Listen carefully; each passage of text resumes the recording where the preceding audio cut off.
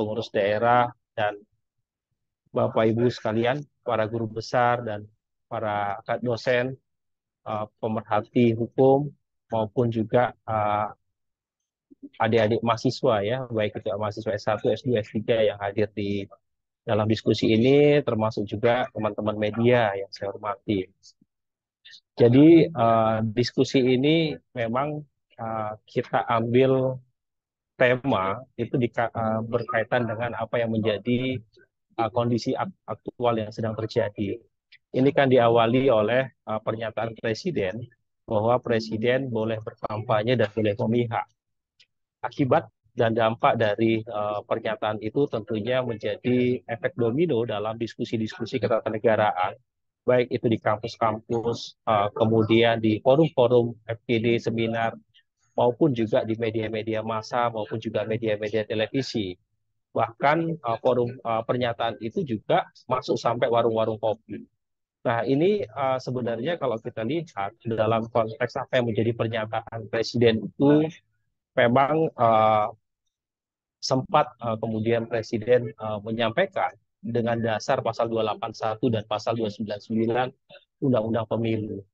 Nah, tapi kemudian banyak eh, perspektif perspektif yang berbeda melihat bahwa ada pasal-pasal lain seperti pasal 283, pasal 284 dan pasal-pasal lainnya yang kemudian harusnya ditekankan. Nah, kalau kita lihat memang dalam konteks kedudukan Presiden dalam kaitannya dengan sistem ketatanegaraan kita, yang menjadi persoalan apa yang menjadi pernyataan Presiden itu tidak hanya serta-merta pada perdebatan pasal, tetapi yang menjadi persoalan juga kemudian bisa saja memunculkan efek domino bagi aparatur negara, baik itu di lingkaran Presiden maupun juga aparatur negara di bawah Presiden, Presiden selaku kepala negara, maupun juga Presiden selaku kepala pemerintahan.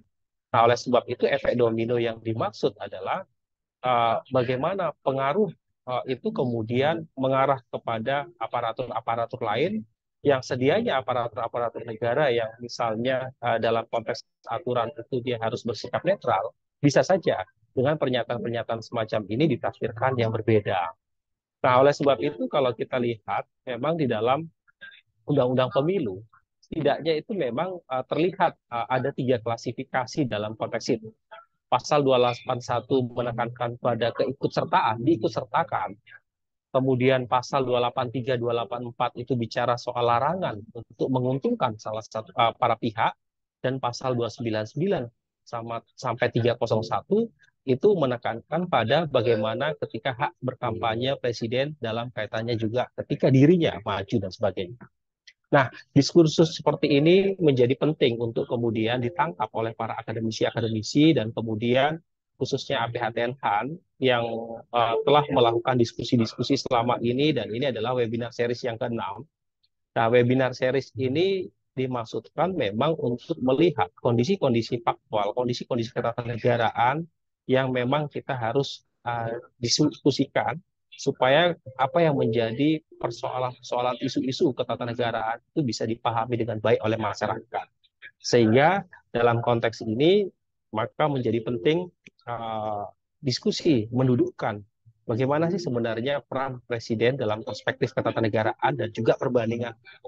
Tentunya di sini sudah ada beberapa narasumber yang kami mengucapkan terima kasih atas kesediaan ya Prof. Suni, kemudian Prof. Suni selaku guru besar Fakultas Hukum Universitas 11 Maret yang sudah mau untuk hadir di tempat ini untuk mau berbagi pemahaman dan pengetahuan di bidang ketatanegaraan. Kemudian Pak Dr. Rudi Rohi, beliau adalah akademisi dari FISIP ya, Fakultas Ilmu Sosial Ilmu Politik Universitas Nusa Cendana Kupang. Beliau juga salah satu panelis debat capres pertama kemarin, sehingga ini juga menjadi penting bahwa diskusi semacam ini tidak hanya dilihat dalam perspektif hukum tata negara dan hukum administrasi negara, tapi dalam perspektif ilmu politik, itu juga menjadi penting untuk kita dengarkan bersama. Kemudian Mas Dr. Sadiis dari UIN Raden Patah Palembang yang telah menyediakan waktunya untuk berbagi di sini. Terima kasih, dan juga Mas Alan ya, Pusat Studi Hukum dan Konstitusi dari Universitas Islam Indonesia yang sering kita lihat pandangan-pandangannya juga dalam berbagai forum dan media dalam konteks ini. Dan juga terima kasih kepada Mas Laurentius Arliman yang sudah bersedia untuk mengantarkan diskusi. Dan tentunya diskusi ini menjadi diskusi yang penting bagi APHTNHAN karena APHTNHAN memang sebagai wadah organisasi yang di mana tempat kita untuk berdialektika terhadap persoalan-persoalan semacam ini. Karena persoalan-persoalan semacam ini menjadi menarik dan menjadi tepat ketika itu dibawa kepada pengurus pusat APHTNHAN untuk melakukan diskusi dan dikaji dengan cermat oleh para narasumber yang ada. Kami juga menyampaikan tadi sedianya Prof. Fausan yang membuka kegiatan ini dan memberikan pengantar diskusi, tapi beliau berhalangan hadir pada jam yang sama karena ada kegiatan satu dan lainnya. Dan kami juga mengucapkan terima kasih kepada para peserta, baik itu di seluruh Indonesia ya, baik dari Sabang sampai Merauke yang sudah hadir di sini melalui online. Dan kiranya dalam diskusi ini banyak hal yang bisa kita diskusikan, banyak hal yang kita bisa gali. Silakan, ini adalah wadah kita, organisasi kita, di mana ini adalah ruang-ruang publik, ini adalah kebebasan publik kita untuk berbicara di sini. Saya kira demikian yang bisa saya sampaikan untuk mewakili pengurus pusat dan panitia dalam kegiatan ini. Semoga apa yang menjadi pikiran-pikiran yang lahir dalam diskusi ini baik untuk kemajuan bangsa dan negara yang kita cintai bersama. Terima kasih. Wassalamualaikum warahmatullahi wabarakatuh. Om Santi Santi Santi Om. Terima kasih. Saya kembalikan ke Mas Arliman. Ya, terima kasih Pak Dr. Jimmy F. Husnan sudah menyampaikan pengantar diskusi pada hari ini.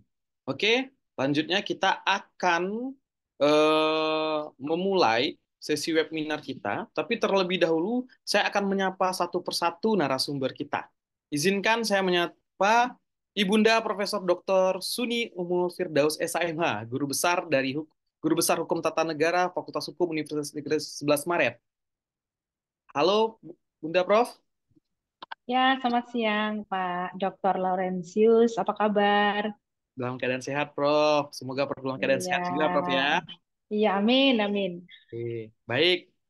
Oke, selanjutnya Bapak Dr. M. Sadli Is, SHIMH, dosen UIN Raden Fateh Palembang.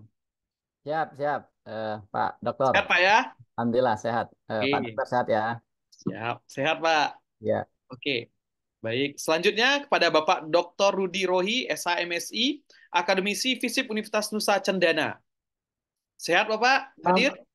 Selamat siang, salam sehat semuanya, salam Pancasila. Salam Pancasila. Oke, terima kasih Bapak.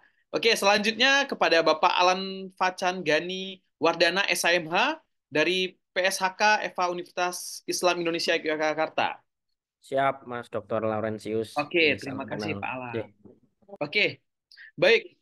Bapak Ibu semua yang sudah tergabung dalam webinar series ini menjadi isu yang menarik ketika Presiden Jokowi yang disampaikan oleh pengantar tadi oleh Bapak Jimmy F. Husnan menyatakan bisa kampanye gitu. Memang dalam Undang-Undang 7 2017 ataupun Undang-Undang 7 2023, perubahan pertama Undang-Undang Pemilu, memang ada aturan terkait bagaimana seorang presiden melaksanakan kampanye ataupun hal lainnya, bahkan sampai dengan yang membantu presiden pun ada aturannya. Nah, tetapi kali ini sangat menarik ketika sama-sama kita ketahui anaknya, yaitu dari 02 juga maju sebagai wakil presiden. Nah, ini menjadi diskusi akademis yang menarik pada hari ini, bagaimana perspektif ketatanegaraan memandang terkait posisi dan peran presiden dalam gelaran Pilpres kali ini di 2024 yang setidaknya kalau saya catat H-14 atau H-15 lah Februari nanti. Untuk pertama kali saya akan meminta Ibunda Prof Suni yang memberikan materi, setidaknya materi akan disajikan 10 menit, baik itu dari Ibu Prof, kemudian Pak Sadil, Pak Rudi, dan Pak Alan. Pertama sekali Saya memulai dengan Ibunda Suni, kemudian Pak Rudi, kemudian Pak Alan, dan terakhir Pak Sadi. Yes. Oke. Tanpa memperpanjang waktu dan mukadimah, layar dan tempat saya serahkan atau saya berikan kepada Ibunda Suni. Silakan, Prof. Suaranya Prof masih di mute? Iya, baik, terima kasih Pak Dr. Laurentius yang sudah memberikan waktu kepada saya. Sebenarnya tadi sudah sempat chat nih sama Pak Dr. Laurentius, bahwa saya minta yang terakhir saja karena ini berbarengan. Tetapi karena acara belum dimulai, ya sudah saya oke. Ya, baik. Baik. Sudah, ya, Bunda. Baik, bicara soal fenomena atau katakanlah kondisi ketatanegaraan kita terkait pernyataan dari presiden kita. Sebelumnya saya ucapkan selamat siang dulu. Assalamualaikum warahmatullahi wabarakatuh. Salam sejahtera, Om Swastiastu, Namo Buddhaya, salam kebajikan, Rahayu, Rahayu, Rahayu. Senang sekali Pak Dr. Laurentius, saya bisa bertemu dengan teman-teman se-Indonesia yang concern pada materi ketatanegaraan dan administrasi negara.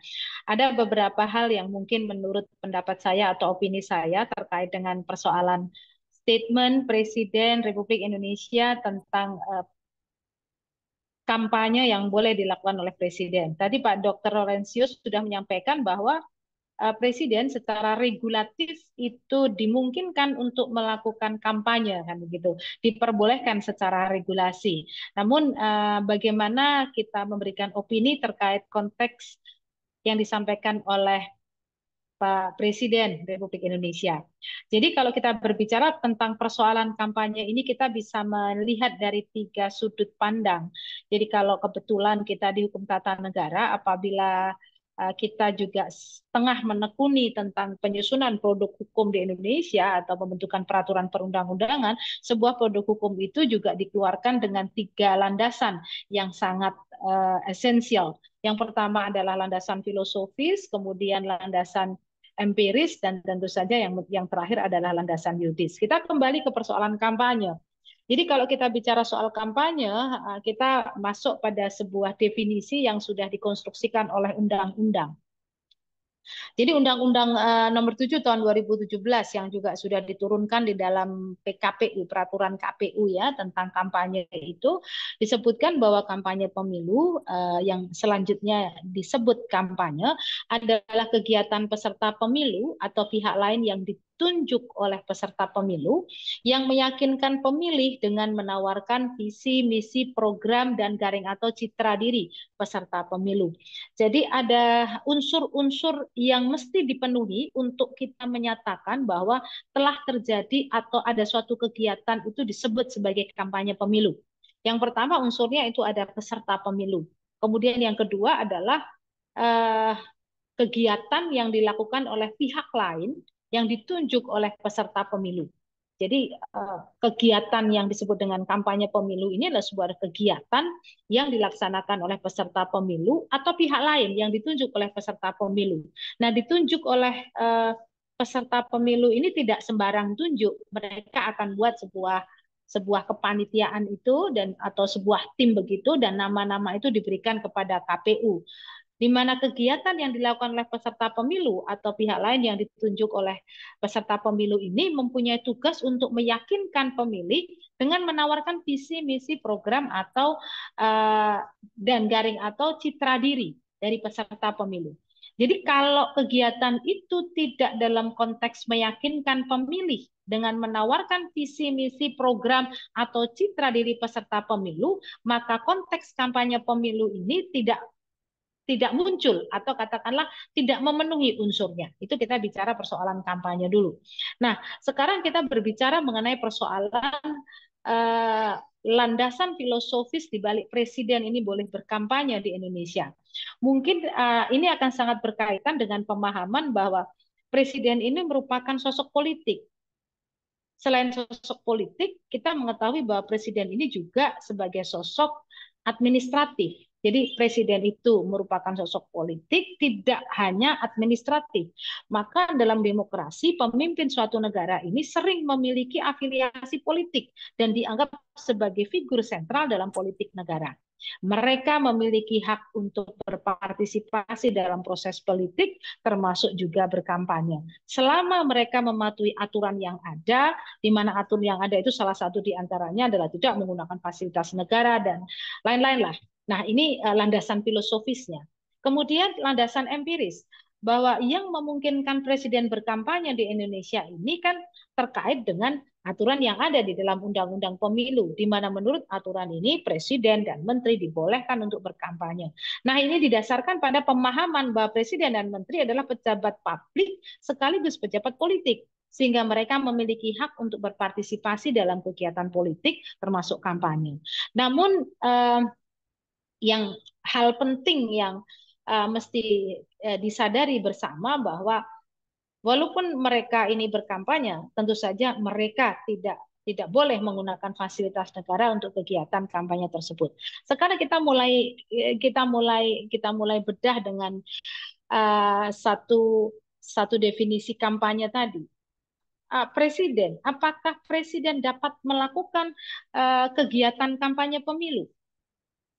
Nah, kalau kita lihat dari definisi operasionalnya, apakah presiden peserta pemilu? Tentu saja presiden bukan peserta pemilu. Kemudian yang kedua, apakah presiden juga ditunjuk oleh peserta pemilu untuk melakukan kegiatan meyakinkan pemilih dan menawarkan visi, misi, dan lain sebagainya? Nah, kalau kita lihat dalam dokumen yang ada di KPU, mungkin kalau saya tidak sampai saat ini belum menemukan bahwa presiden termasuk dalam tim kampanye atau tim pemenangan yang ditunjuk oleh salah satu partai politik atau salah satu paslon. Sehingga kalau kita bicara soal kampanye pemilu ini, pastikan ada orang-orang yang patut diduga apakah dia melaksanakan kegiatan kampanye pemilu itu sesuai atau tidak sesuai, bertentangan atau melanggar. Nah, ini akan erat kaitannya dengan Badan Pengawas Pemilu. Bawaslu mempunyai otoritas mutlak untuk memproses setiap pelanggaran-pelanggaran kampanye. Nah, sebelum Bawaslu ini turun ke lapangan untuk melakukan penegakan aturan tentang Undang-Undang Pemilu, maka Bawaslu ini biasanya akan melihat apakah laporan atau apapun yang terjadi terkait dengan pelanggaran pemilu, dia akan melihat unsur-unsur itu. Dia akan melihat apakah terpenuhi unsur formil, unsur materialnya untuk diproses apabila itu terjadi pelanggaran kampanye. Kita bicara dalam konteks sisi yang lain. Saat ini terjadi euforia atau pendapat bermacam-macam dari masyarakat, tadi disampaikan oleh Bri Jimmy, bahwa dibicarakan mulai dari forum ilmiah, seminar, webinar, diskusi, sampai warung kopi. Nah, melihat dari konteks ini, sebenarnya masyarakat, ada sebagian masyarakat yang merasa ada sesuatu yang tidak nyaman kalau presiden itu melakukan kampanye. Itu kan begitu. Ada beberapa masyarakat, nggak semua sih saya kira, ada beberapa yang tidak nyaman karena patut diduga nanti akan bertindak untuk menguntungkan salah satu pihak. Nah, pasal 282 Undang-Undang Pemilu mengatakan bahwa menteri, presiden, pejabat negara, kepala desa, mereka tidak boleh melakukan perbuatan yang menguntungkan salah satu pihak melalui apa? Melalui keputusannya, melalui tindakannya. Maka di sini yang menjadi suatu catatan penting bahwa siapapun mereka, entah presiden, entah menteri, atau ASN, atau yang disebut di dalam 282 itu, dalam melakukan sebuah kegiatannya, mereka tidak boleh menguntungkan salah satu pihak. Nah, ini yang mesti dielaborasi lebih jauh oleh Bawaslu atau siapapun yang merasa bahwa ada seseorang yang patut diduga melakukan perbuatan atau membuat keputusan yang dirasa menguntungkan salah satu pihak sehingga perlu dilakukan penegakan hukum, maka Bawaslu sebagai satu pintu untuk penyelesaiannya, maka di sini Bawaslu harus melakukan pekerjaan yang cukup teliti dan cukup berat untuk melihat unsur-unsur apa yang telah dilakukan mereka-mereka yang melakukan pelanggaran kampanye. Nah, tentu saja Kalau pasal-pasal yang ada dalam Undang-Undang 7 tahun 2017 itu dirasa telah melanggar hak konstitusional warga negara, tentu saja Mahkamah Konstitusi menjadi satu pilihan bagaimana kita akan melakukan judicial review mulai pasal 299 dan seterusnya 282 terkait dengan kampanye yang dilakukan oleh presiden atau pejabat negara. Nah, ini peluang itu juga terbuka di Mahkamah Konstitusi. Dan saya lihat memang saat ini sudah ada permohonan ke Mahkamah Konstitusi untuk melakukan judicial review beberapa pasal terkait dengan kedudukan, kewenangan, atau kelembagaan presiden terkait dengan kampanye ini. Saya kira kita akan melihat bahwa proses demokrasi, sistem ketatanegaraan itu harus berjalan sesuai dengan rule of the game. Jadi kalau dirasa memang itu membuat kerugian konstitusional bagi beberapa pihak, maka jalan keluarnya adalah Mahkamah Konstitusi untuk mereview dari peraturan perundang-undangan yang dianggap inkonstitusional. Kemudian yang lain, terkait dengan beberapa hal yang menurut saya juga penting adalah proses penyusunan sebuah peraturan perundang-undangan terkait dengan kesetaraan, non-diskriminatif, dan lain sebagainya dalam pelaksanaan pemilu. Maka dalam menyusun sebuah produk hukum, terutama kalau kita fokuskan pada kampanye yang dilakukan oleh presiden, itu dalam menyusun sebuah peraturan ada sebuah prinsip-prinsip yang harus diikuti oleh para pembentuk undang-undang agar tidak terjadi atau tidak muncul kembali sesuatu yang berulang saat ini untuk pemilu-pemilu yang akan datang. Karena tentu saja menyusun sebuah peraturan perundang-undangan ini harus memperhatikan beberapa aspek penting sehingga menyusun peraturan perundang-undangan tidak hanya akan menguntungkan salah satu kelompok yang saat itu berkuasa untuk menyusun sebuah peraturan perundang-undangan, tetapi bagaimana pembentuk undang-undang itu tegak lurus pada prinsip-prinsip dalam penyusunan peraturan perundang-undangan atau prinsip-prinsip penyusunan produk hukum yang baik. Yang pertama tentu saja adalah kepatuhan terhadap hukum dasar. Bagaimana para pembentuk undang-undang ini mengelaborasi norma hukumnya supaya tetap tunduk dan patuh pada hukum dasar. Kemudian yang kedua, adanya satu proses pembuatan hukum yang transparan dan melibatkan partisipasi publik yang tentu saja hal ini untuk memastikan bahwa berbagai kepentingan dan perspektif masyarakat ini dapat terakomodasi. Yang ketiga, konsistensi dan sistematis. Hukum yang dibuat atau peraturan yang dibuat itu harus konsisten dengan hukum yang lain yang sudah ada dan terintegrasi dengan baik dalam sistem hukum yang lebih luas.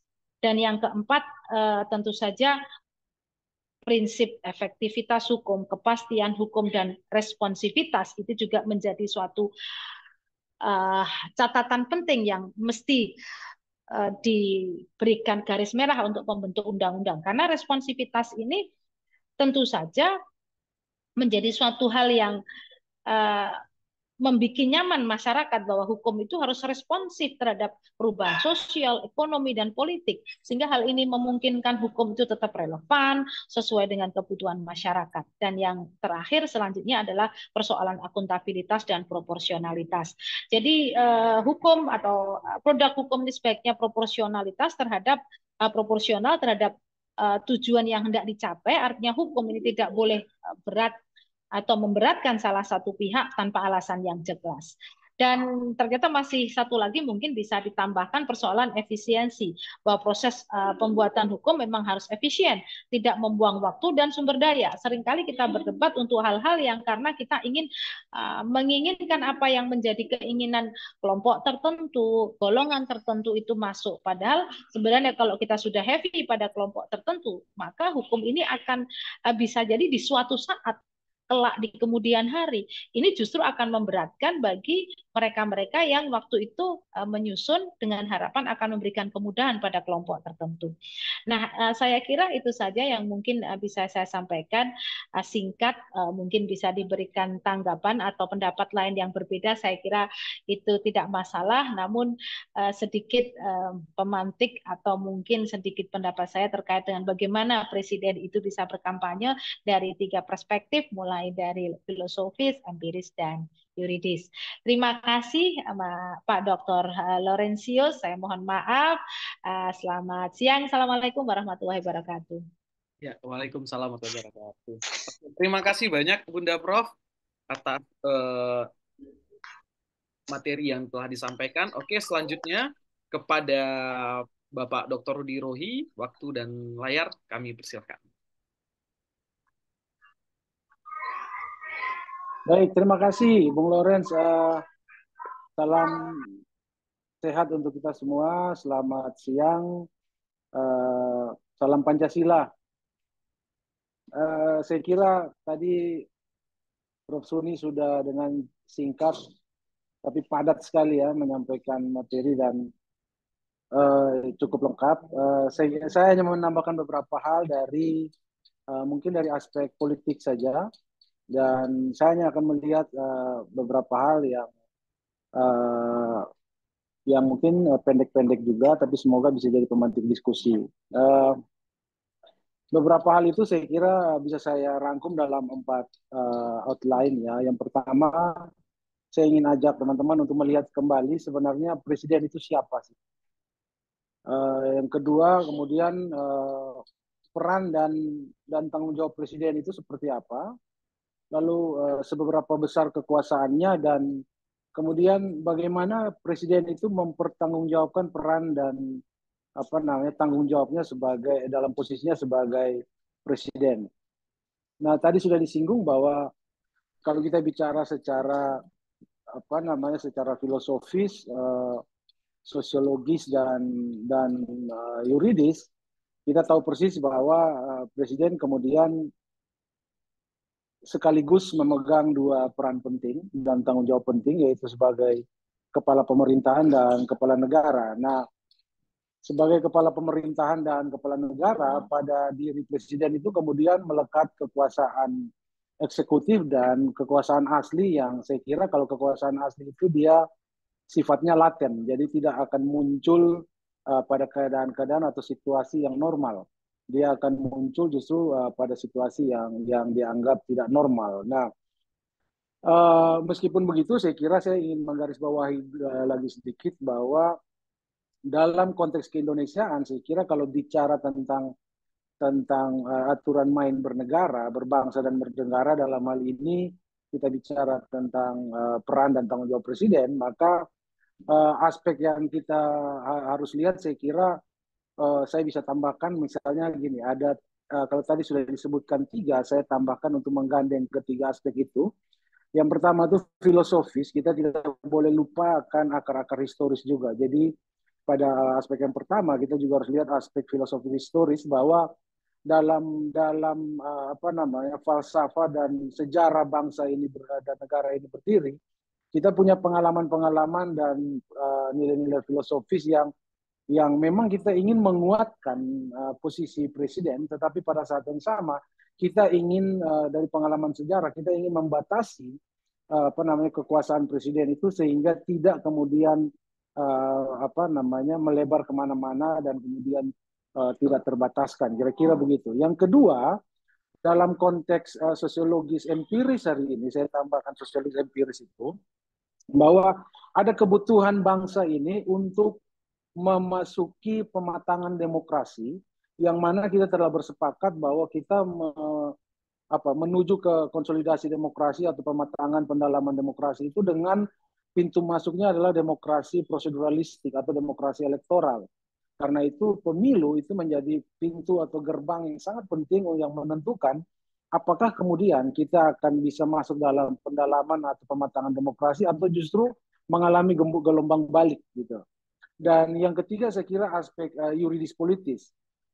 Kita tahu persis bahwa proses-proses politik itu dan kemudian penegakan hukum itu berjalan bersamaan. Karena itu saya kira dua aspek yuridis politis juga tidak bisa kita lihat secara terpisah antara yuridisnya dan politisnya. Dengan begitu maka upaya penegakan hukum dan lain sebagainya demi menjalankan kehidupan berbangsa dan bernegara itu bisa terjamin sebagai sebuah bangsa dan negara yang layak, yang ideal. Nah, dari situ kemudian saya coba masuk ke yang peran dan tanggung jawab presiden. Saya kira kalau bicara peran dan tanggung jawab presiden, saya hanya menyederhanakannya menjadi 2. peran dan tanggung jawabnya adalah ditujukan untuk kepentingan rakyat yang seluas-luasnya, yang kemudian itu dimanifestasikan di dalam peran dan tanggung jawab yang kedua adalah menjalankan konstitusi. Dan yang kedua ini saling berhubungan dan saya kira tidak bisa dipisahkan. Dalam hal mewujudkan kepentingan rakyat yang seluas-luasnya, itu kemudian presiden dipercaya dan dipilih melalui pemilihan presiden dan wakil presiden secara terpisah dari yang namanya legislatif. Demikian juga dalam hal penegakan konstitusi, presiden itu berperan dan bertanggung jawab menegakkan hukum dan politik secara demokratik. Yang dimaksud dengan menegakkan hukum dan politik secara demokratik di sini, saya maksudkan adalah kalau kita kaitkan dengan konteks hari ini di mana presiden mengatakan punya hak politik, hak demokrasi untuk berkampanye, saya kira tidak ada salahnya. Tapi beberapa aturan main yang ada itu harus dipenuhi. Tadi sudah disinggung oleh Prof. Suni, saya kira bahwa presiden harus cuti, tidak boleh menggunakan fasilitas negara, harus cuti, dan yang terpenting adalah presiden harus terdaftar sebagai juru kampanye. Dan di balik semua itu saya kira presiden harus menegakkan aturan main. Dan aturan main itu ada hierarkinya, mulai dari konstitusi sampai pada aturan-aturan pelaksana di bawahnya. Karena itu saya kira tidak boleh satupun dari aturan main yang berlaku di dalam penyelenggaraan pemilu terkait dengan kampanye itu harus dilanggar oleh siapapun, termasuk presiden sekalipun. Itu tidak bisa dilanggar. Karena itu peran dan tanggung jawab presiden terhadap rakyat dan konstitusi ini itu mutlak. Di luar itu saya kira presiden bisa dikatakan melanggar ketentuan politik dan ketentuan hukum yang berlaku di negeri ini. Nah, meskipun begitu, saya kira ada beberapa hal yang menjadi tantangan kita hari ini dikaitkan dengan konteks kekuasaan presiden itu sendiri. Seberapa luas dan seberapa jauh kekuasaan presiden, dan kemudian bila itu dihubungkan dengan isu presiden boleh berkampanye hari ini, apakah memungkinkan untuk presiden itu taat pada konstitusi dan kemudian menjalankan kepentingan rakyat yang seluas-luasnya? Kita lihat, saya kira saya coba sederhanakan menjadi 4 bagian yang menjadi kekuasaan besar presiden, yang nanti saya sederhanakan menjadi 2. Yang pertama saya kira kekuasaan presiden itu kita tahu persis. Di depan saya ngomong tentang kekuasaan eksekutif dan kekuasaan asli. Saya coba breakdown. Kekuasaan presiden itu saya kira yang pertama dari breakdown yang 2 itu adalah kendali administrasi. Presiden punya kekuasaan penuh untuk melakukan kendali administrasi, mengerahkan angkatan perang dan lain sebagainya, dalam hal ini militer saya kira ya. Lalu yang kedua, presiden juga punya kekuasaan yang luar biasa besar, yang ini dikategorikan sebagai kekuasaan asli, yaitu presiden dalam keadaan memaksa atau kegentingan yang memaksa, presiden bisa membuat atau menerbitkan yang namanya peraturan pengganti undang-undang atau Perpu.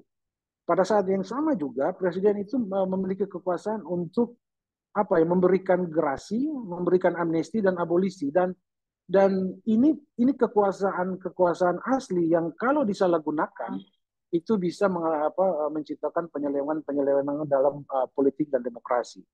Yang ketiga, saya kira secara politik dan administrasi, presiden itu punya kekuasaan penuh dalam menetapkan hakim Mahkamah Konstitusi.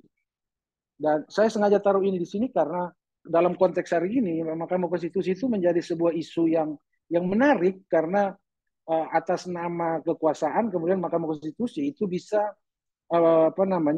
melakukan atau membuat sebuah keputusan di luar kewenangannya, di luar otoritasnya, di mana Mahkamah Konstitusi bisa menambahkan klausul dalam pasal dan ayat itu. Yang terakhir saya kira kekuasaan presiden yang sifatnya sangat politis hari ini itu adalah mampu mengendalikan atau dimungkinkan untuk mengendalikan parlemen, karena sistem multipartai kita yang kemudian membuat parlemen itu terbuka untuk membangun koalisi-koalisi, dan ketika secara politik presiden bisa mengkonsolidasikan koalisi besar di parlemen untuk dikuasai, itu kemudian membuat kekuasaan presiden makin tidak terkendali, saya kira. Nah, empat kekuasaan presiden ini yang kemudian saya kira membuat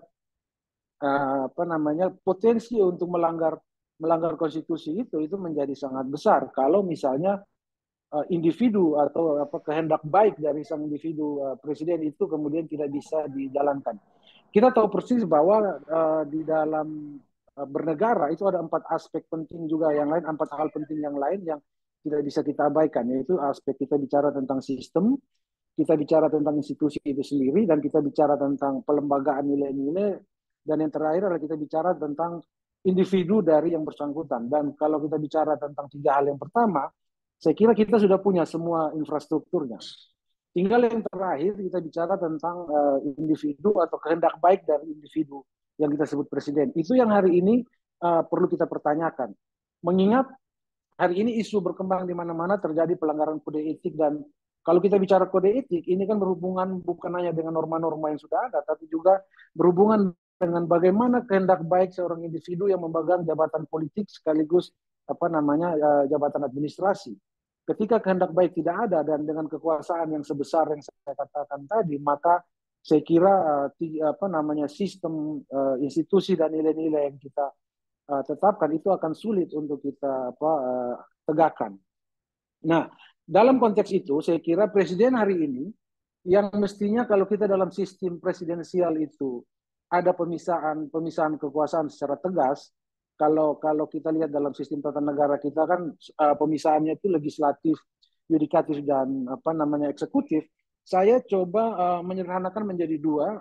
Dari lembaga-lembaga itu kan kita bicara tentang aspek kekuasaan yang berhubungan dengan positif legislator dan kemudian negatif legislator. Hari ini 2 hal ini kemudian ada di tangan presiden. Presiden itu sekaligus bisa mengendalikan institusi-institusi yang punya kewenangan sebagai yang saya sebut sebagai positif legislator dan negatif legislator itu sekaligus. Dengan begitu maka kemudian saya kira ini perlu dipikirkan ke depan supaya kekuasaan presiden itu juga bisa dikendalikan dalam konteks untuk memasuki pendalaman atau pematangan demokrasi. Saya ambil contoh empirik hari ini. Saya berandai-andai bila mana presiden itu berkampanye, dan kemudian ketika presiden berkampanye, kita tahu bahwa belum ada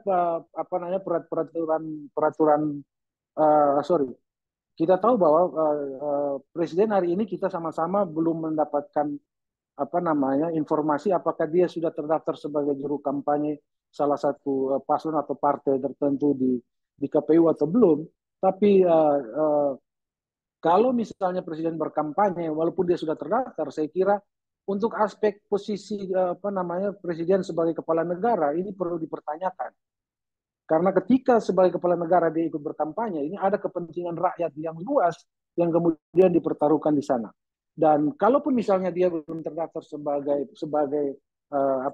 petugas kampanye, dan apalagi misalnya menggunakan fasilitas negara dan lain sebagainya, mengingat presiden itu adalah jabatan yang melekat 24 jam misalnya, dan saya belum tahu apakah presiden dalam konteks sekarang ini bisa cuti atau tidak, itu juga kemudian akan berpotensi untuk melanggar konstitusi dan saya kira kepentingan rakyat. Nah, kalau misalnya kita taruhlah bila mana presiden kita bisa membuktikan dia melanggar aturan main yang ada dengan misalnya dia berkampanye, maka kemudian ada potensi misalnya pelanggaran hukum yang lain juga selain kampanye misalnya. Taruhlah presiden itu melanggar hukum atau dianggap tidak memenuhi syarat untuk menjadi presiden.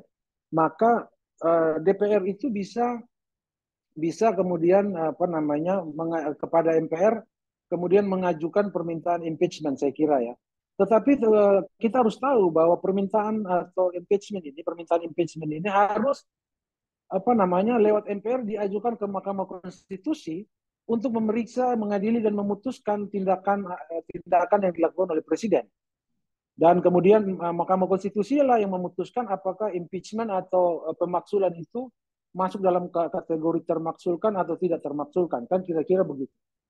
Namun dengan kekuasaan presiden yang saya sebutkan di awal tadi, bahwa salah satunya adalah membentuk apa namanya atau menetapkan hakim Mahkamah Konstitusi, kita tahu persis bahwa Mahkamah Konstitusi dengan sendirinya secara hierarki itu kan berada di bawah kekuasaan presiden mestinya kalau dengan posisi atau peran yang saya bilang tadi.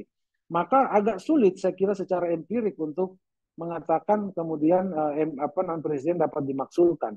Nah, dengan kondisi seperti ini saya kira kalau misalnya terjadi pelanggaran hukum oleh presiden, misalnya itu pun berhasil dibuktikan, impeachment itu akan mengalami proses yang agak berat.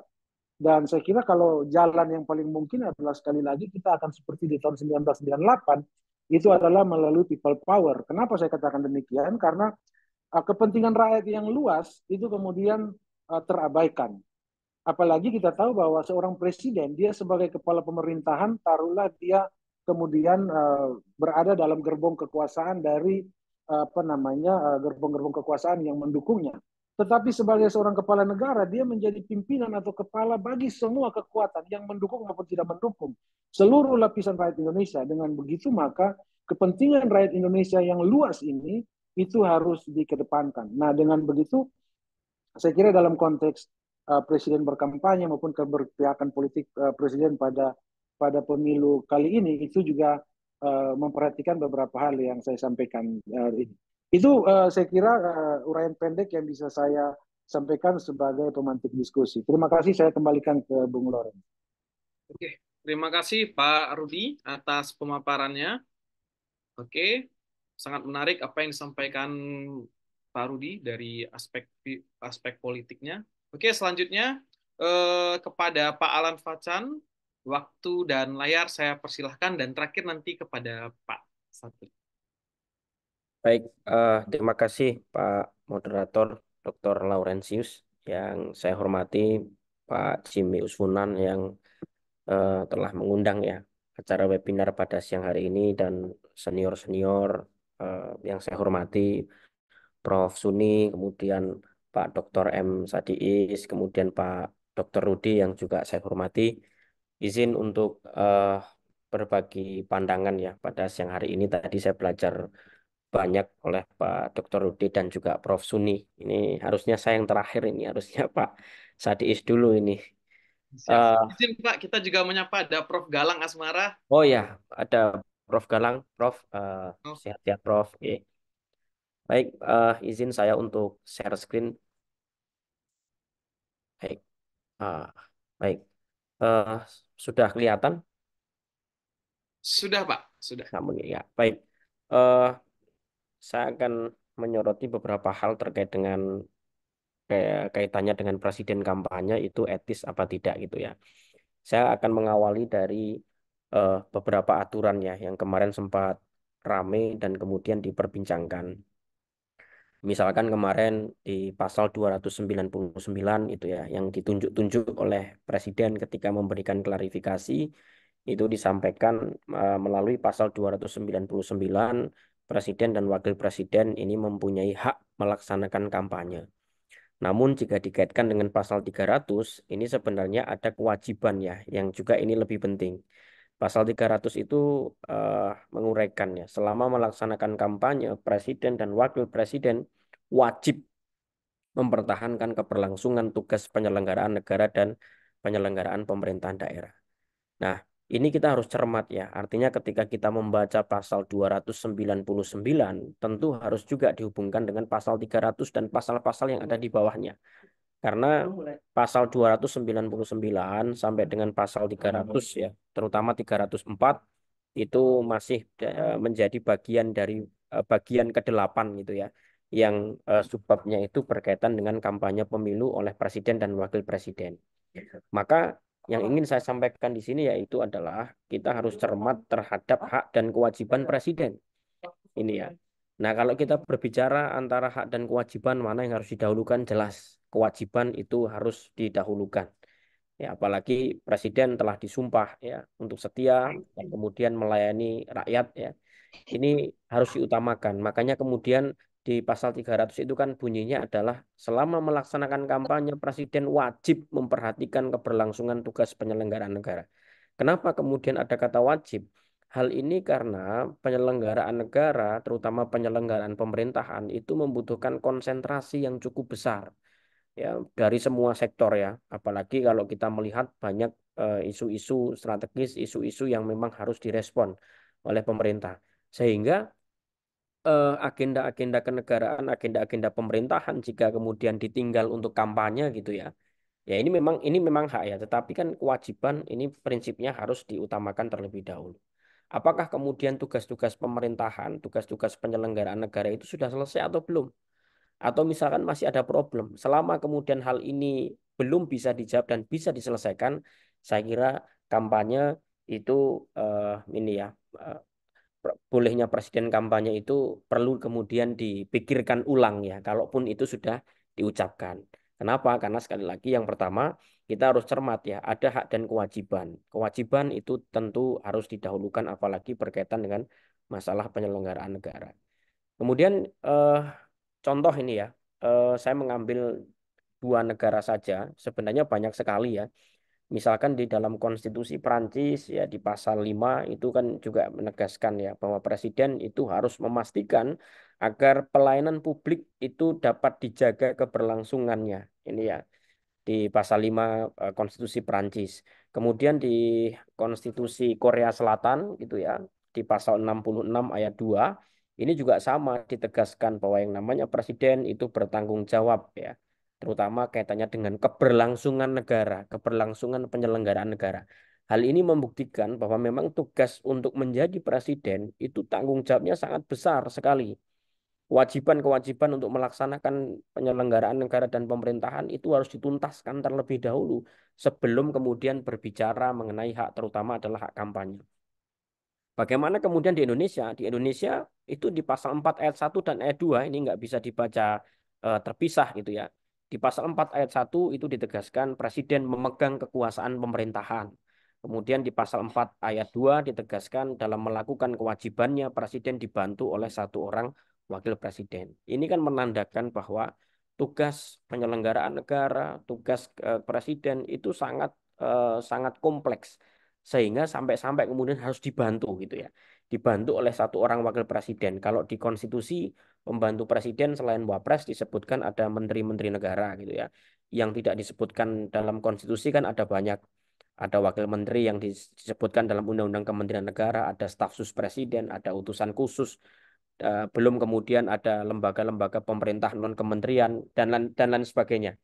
Nah, hal ini membuktikan bahwa urusan-urusan pemerintahan itu sangat kompleks yang ini membutuhkan konsentrasi besar untuk mengurusnya, ya. Nah, ini yang kemudian harus kita perhatikan. Yang ingin saya sampaikan adalah presiden sekali lagi ini sebenarnya memiliki kewajiban dan tanggung jawab yang besar. Sehingga kewajiban untuk menyelenggarakan pemerintahan dan menyelenggarakan tugas-tugas kenegaraan itu lebih penting ya daripada kemudian terlibat kampanye, apalagi misalkan terlibat kampanye yang itu masih kerabat atau saudaranya. Nah, ini yang harus kita garis bawahi. Kemudian yang kedua, ya, tentu kemarin muncul pertanyaan, apakah kemudian kalau presiden ikut kampanye akan dapat ya atau potensi untuk kemudian menggunakan fasilitas negara? Kalau kita melihat aturannya itu sudah tidak hanya sangat mungkin ya, pasti bahkan hampir pasti terjadi. Hal ini diatur di mana? Kalau kita melihat pasal 304 dan 305 ini harus dibaca bersamaan juga karena ini masih satu rangkaian. Di pasal 304 ayat 1 ini jelas ya, memang ada larangan bagi presiden kalau dalam melaksanakan kampanye untuk menggunakan fasilitas negara. Beberapa hal yang kemudian disebutkan seperti sarana mobilitas, kendaraan dinas, kemudian gedung kantor, rumah dinas, sarana perkantoran, dan fasilitas lainnya yang dibiayai oleh APBN. Namun, nah ini, di pasal 305 itu justru penggunaan fasilitas negara itu dibenarkan. Di pasal 305 ayat 1 Undang-Undang Pemilihan Umum ini disebutkan bahwa penggunaan fasilitas negara yang melekat pada jabatan presiden menyangkut pengamanan kesehatan protokoler dilakukan sesuai dengan kondisi lapangan secara profesional dan proporsional. Artinya apa? Fasilitas negara yang pasti akan dipakai itu adalah kaitannya dengan pengamanan, kesehatan, dan protokoler. Jadi kalau misalkan ada yang mengatakan, ini Pak, gimana dengan fasilitas negara? saya katakan kalau kita melihat konstruksi pasal 304 dan pasal 305 Undang-Undang Pemilihan Umum, sulit apabila fasilitas negara itu dipisahkan kaitannya dengan presiden ketika akan melaksanakan kampanye. Sehingga saya berkesimpulan benturan kepentingan sangat mungkin terjadi, ya, bahkan hampir pasti terjadi. Jadi eh, ini kenapa? Karena ada fasilitas negara yang eh, melekat gitu ya. Kalau kita membaca pasal ini bersamaan.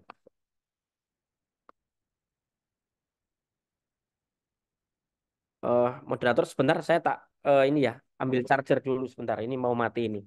Boleh, boleh, boleh Pak. Boleh Pak, boleh Pak. Kita tunggu Pak. Ya, sangat menarik tadi apa yang sudah dipaparkan oleh beliau, di mana Presiden juga harus memiliki tanggung jawab yang besar. Ini tidak boleh dipisah-pisah ketika membaca pasal ini dalam undang-undang tersebut karena akan mencari keuntungan tersendiri. Oke, sudah oke Pak? Ya. Baik, saya lanjutkan. Izin. Oke, oke. Sudah nampak ya. Sudah Pak. Maaf. Oke. Baik, ini tadi saya lanjutkan ya.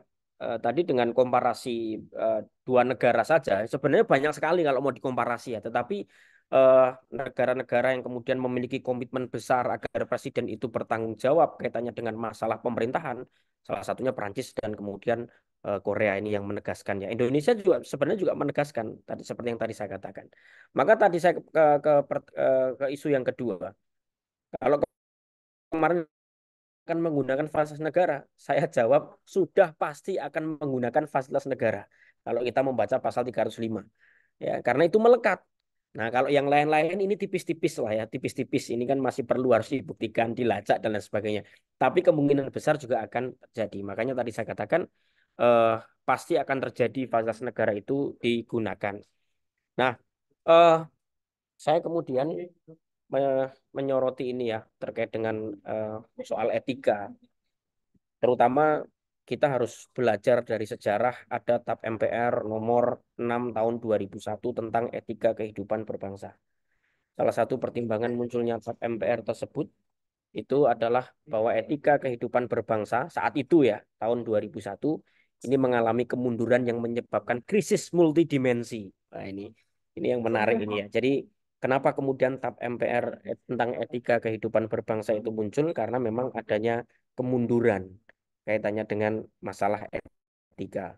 Nah, ini kalau kita melihat substansi yang terkandung, salah satunya itu ada aspek etika politik dan pemerintahan. Itu disebutkan langsung di dalam TAP MPR gitu ya. Nah, kemudian di situ disebutkan etika pemerintahan itu mengamanatkan agar penyelenggara negara termasuk presiden ini memiliki rasa kepedulian yang tinggi dalam memberikan pelayanan kepada publik. Lagi-lagi apa? Penyelenggara negara itu orientasinya adalah untuk memenuhi atau memberikan pelayanan kepada publik yang optimal.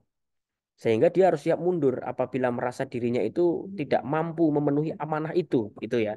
Jadi bagaimana mungkin kemudian pelayanan publik dapat optimal kalau presiden itu sibuk melakukan kampanye, terutama untuk anaknya gitu ya. Itu akan jelas akan terganggu ya fungsi pelayanan publik. Ya, seperti teman-teman bisa melihat ya soal eh, di mana peran Menteri Sosial dalam kaitannya dengan pembagian bansos belakangan ini. Nah, itu kan itu eh, selalu menjadi pertanyaan gitu ya. Selain itu juga ditegaskan mengenai etika politik di mana kemudian dalam masalah etika politik itu mengandung misi setiap pejabat dan elit politik itu harus bersikap jujur, amanah, sportif, itu ya. Harus memiliki keteladanan. Nah, ini penting ini keteladanan ini merupakan barang yang mahal sehingga kemudian ditegaskan di dalam TAP MPR ini memiliki keteladanan, lalu kemudian etika politik dan pemerintahan diwujudkan dalam bentuk sikap yang bertata krama dan perilaku politik yang toleran, tidak pura-pura. Nah, ini jelas banget nih TAP MPR. Tidak arogan, jauh dari sikap munafik, serta tidak melakukan kebohongan publik dan tidak manipulatif.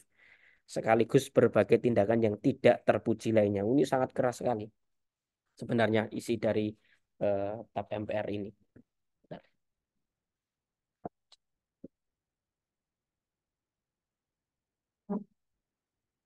Sebentar, sebentar. Ya.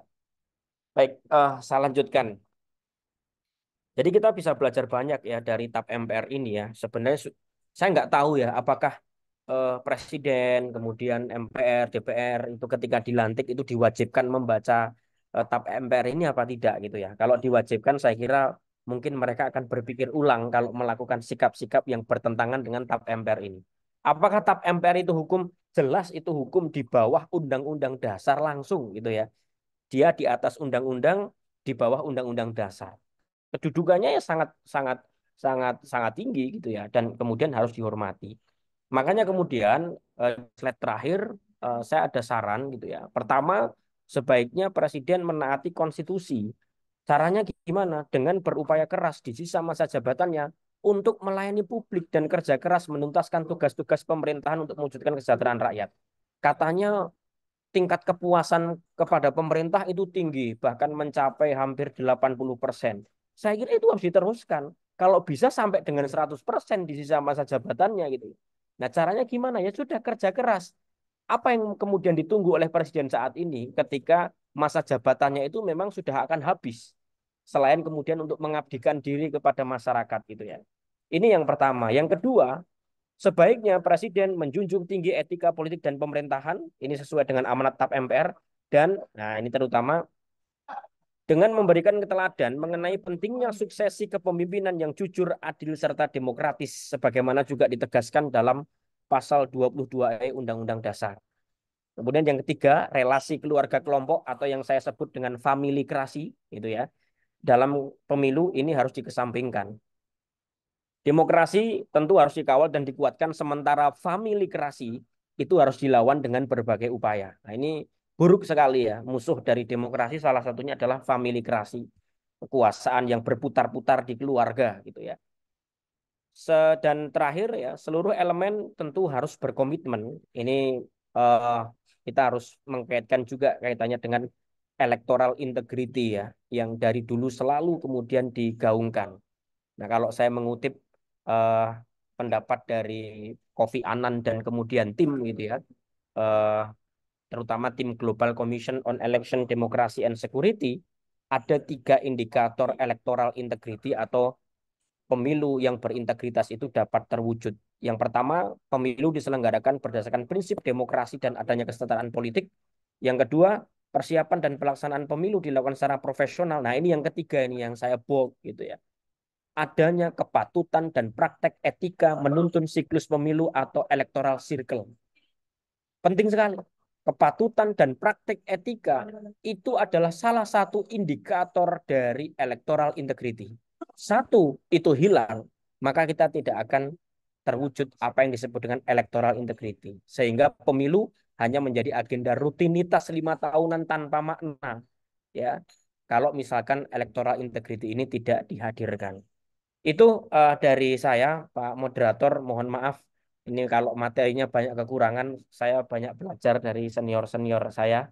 Saya kembalikan ke moderator. Terima kasih. Oke, baik. Terima kasih banyak Pak Alan Fatsan, Gani Wardana atas materi yang disampaikan. Oke, selanjutnya ini masih dekat dengan Padang. Nah, makanya kenapa saya pilih terakhir, karena dekat dengan Padang, Palembang ya kan? Karena sama-sama dari P. Tanpa memperpanjang waktu, kepada Bapak Dr. M. Sadi Is, SHI MH, saya persilahkan waktu dan layar. Silakan Bapak. Ya, siap. Terima kasih Pak Dr. Lauren. Yang saya hormati Prof. Suni, Prof. Galang, dan Pak Dr. Jimmy, Pak Dr. Rudi, Pak Alan. Saya mohon izin ya, karena saya terakhir ini mengelaborasi sebenarnya apa yang disampaikan oleh Prof. Suni, Pak Dr. Rudi, kemudian Pak Alan ya.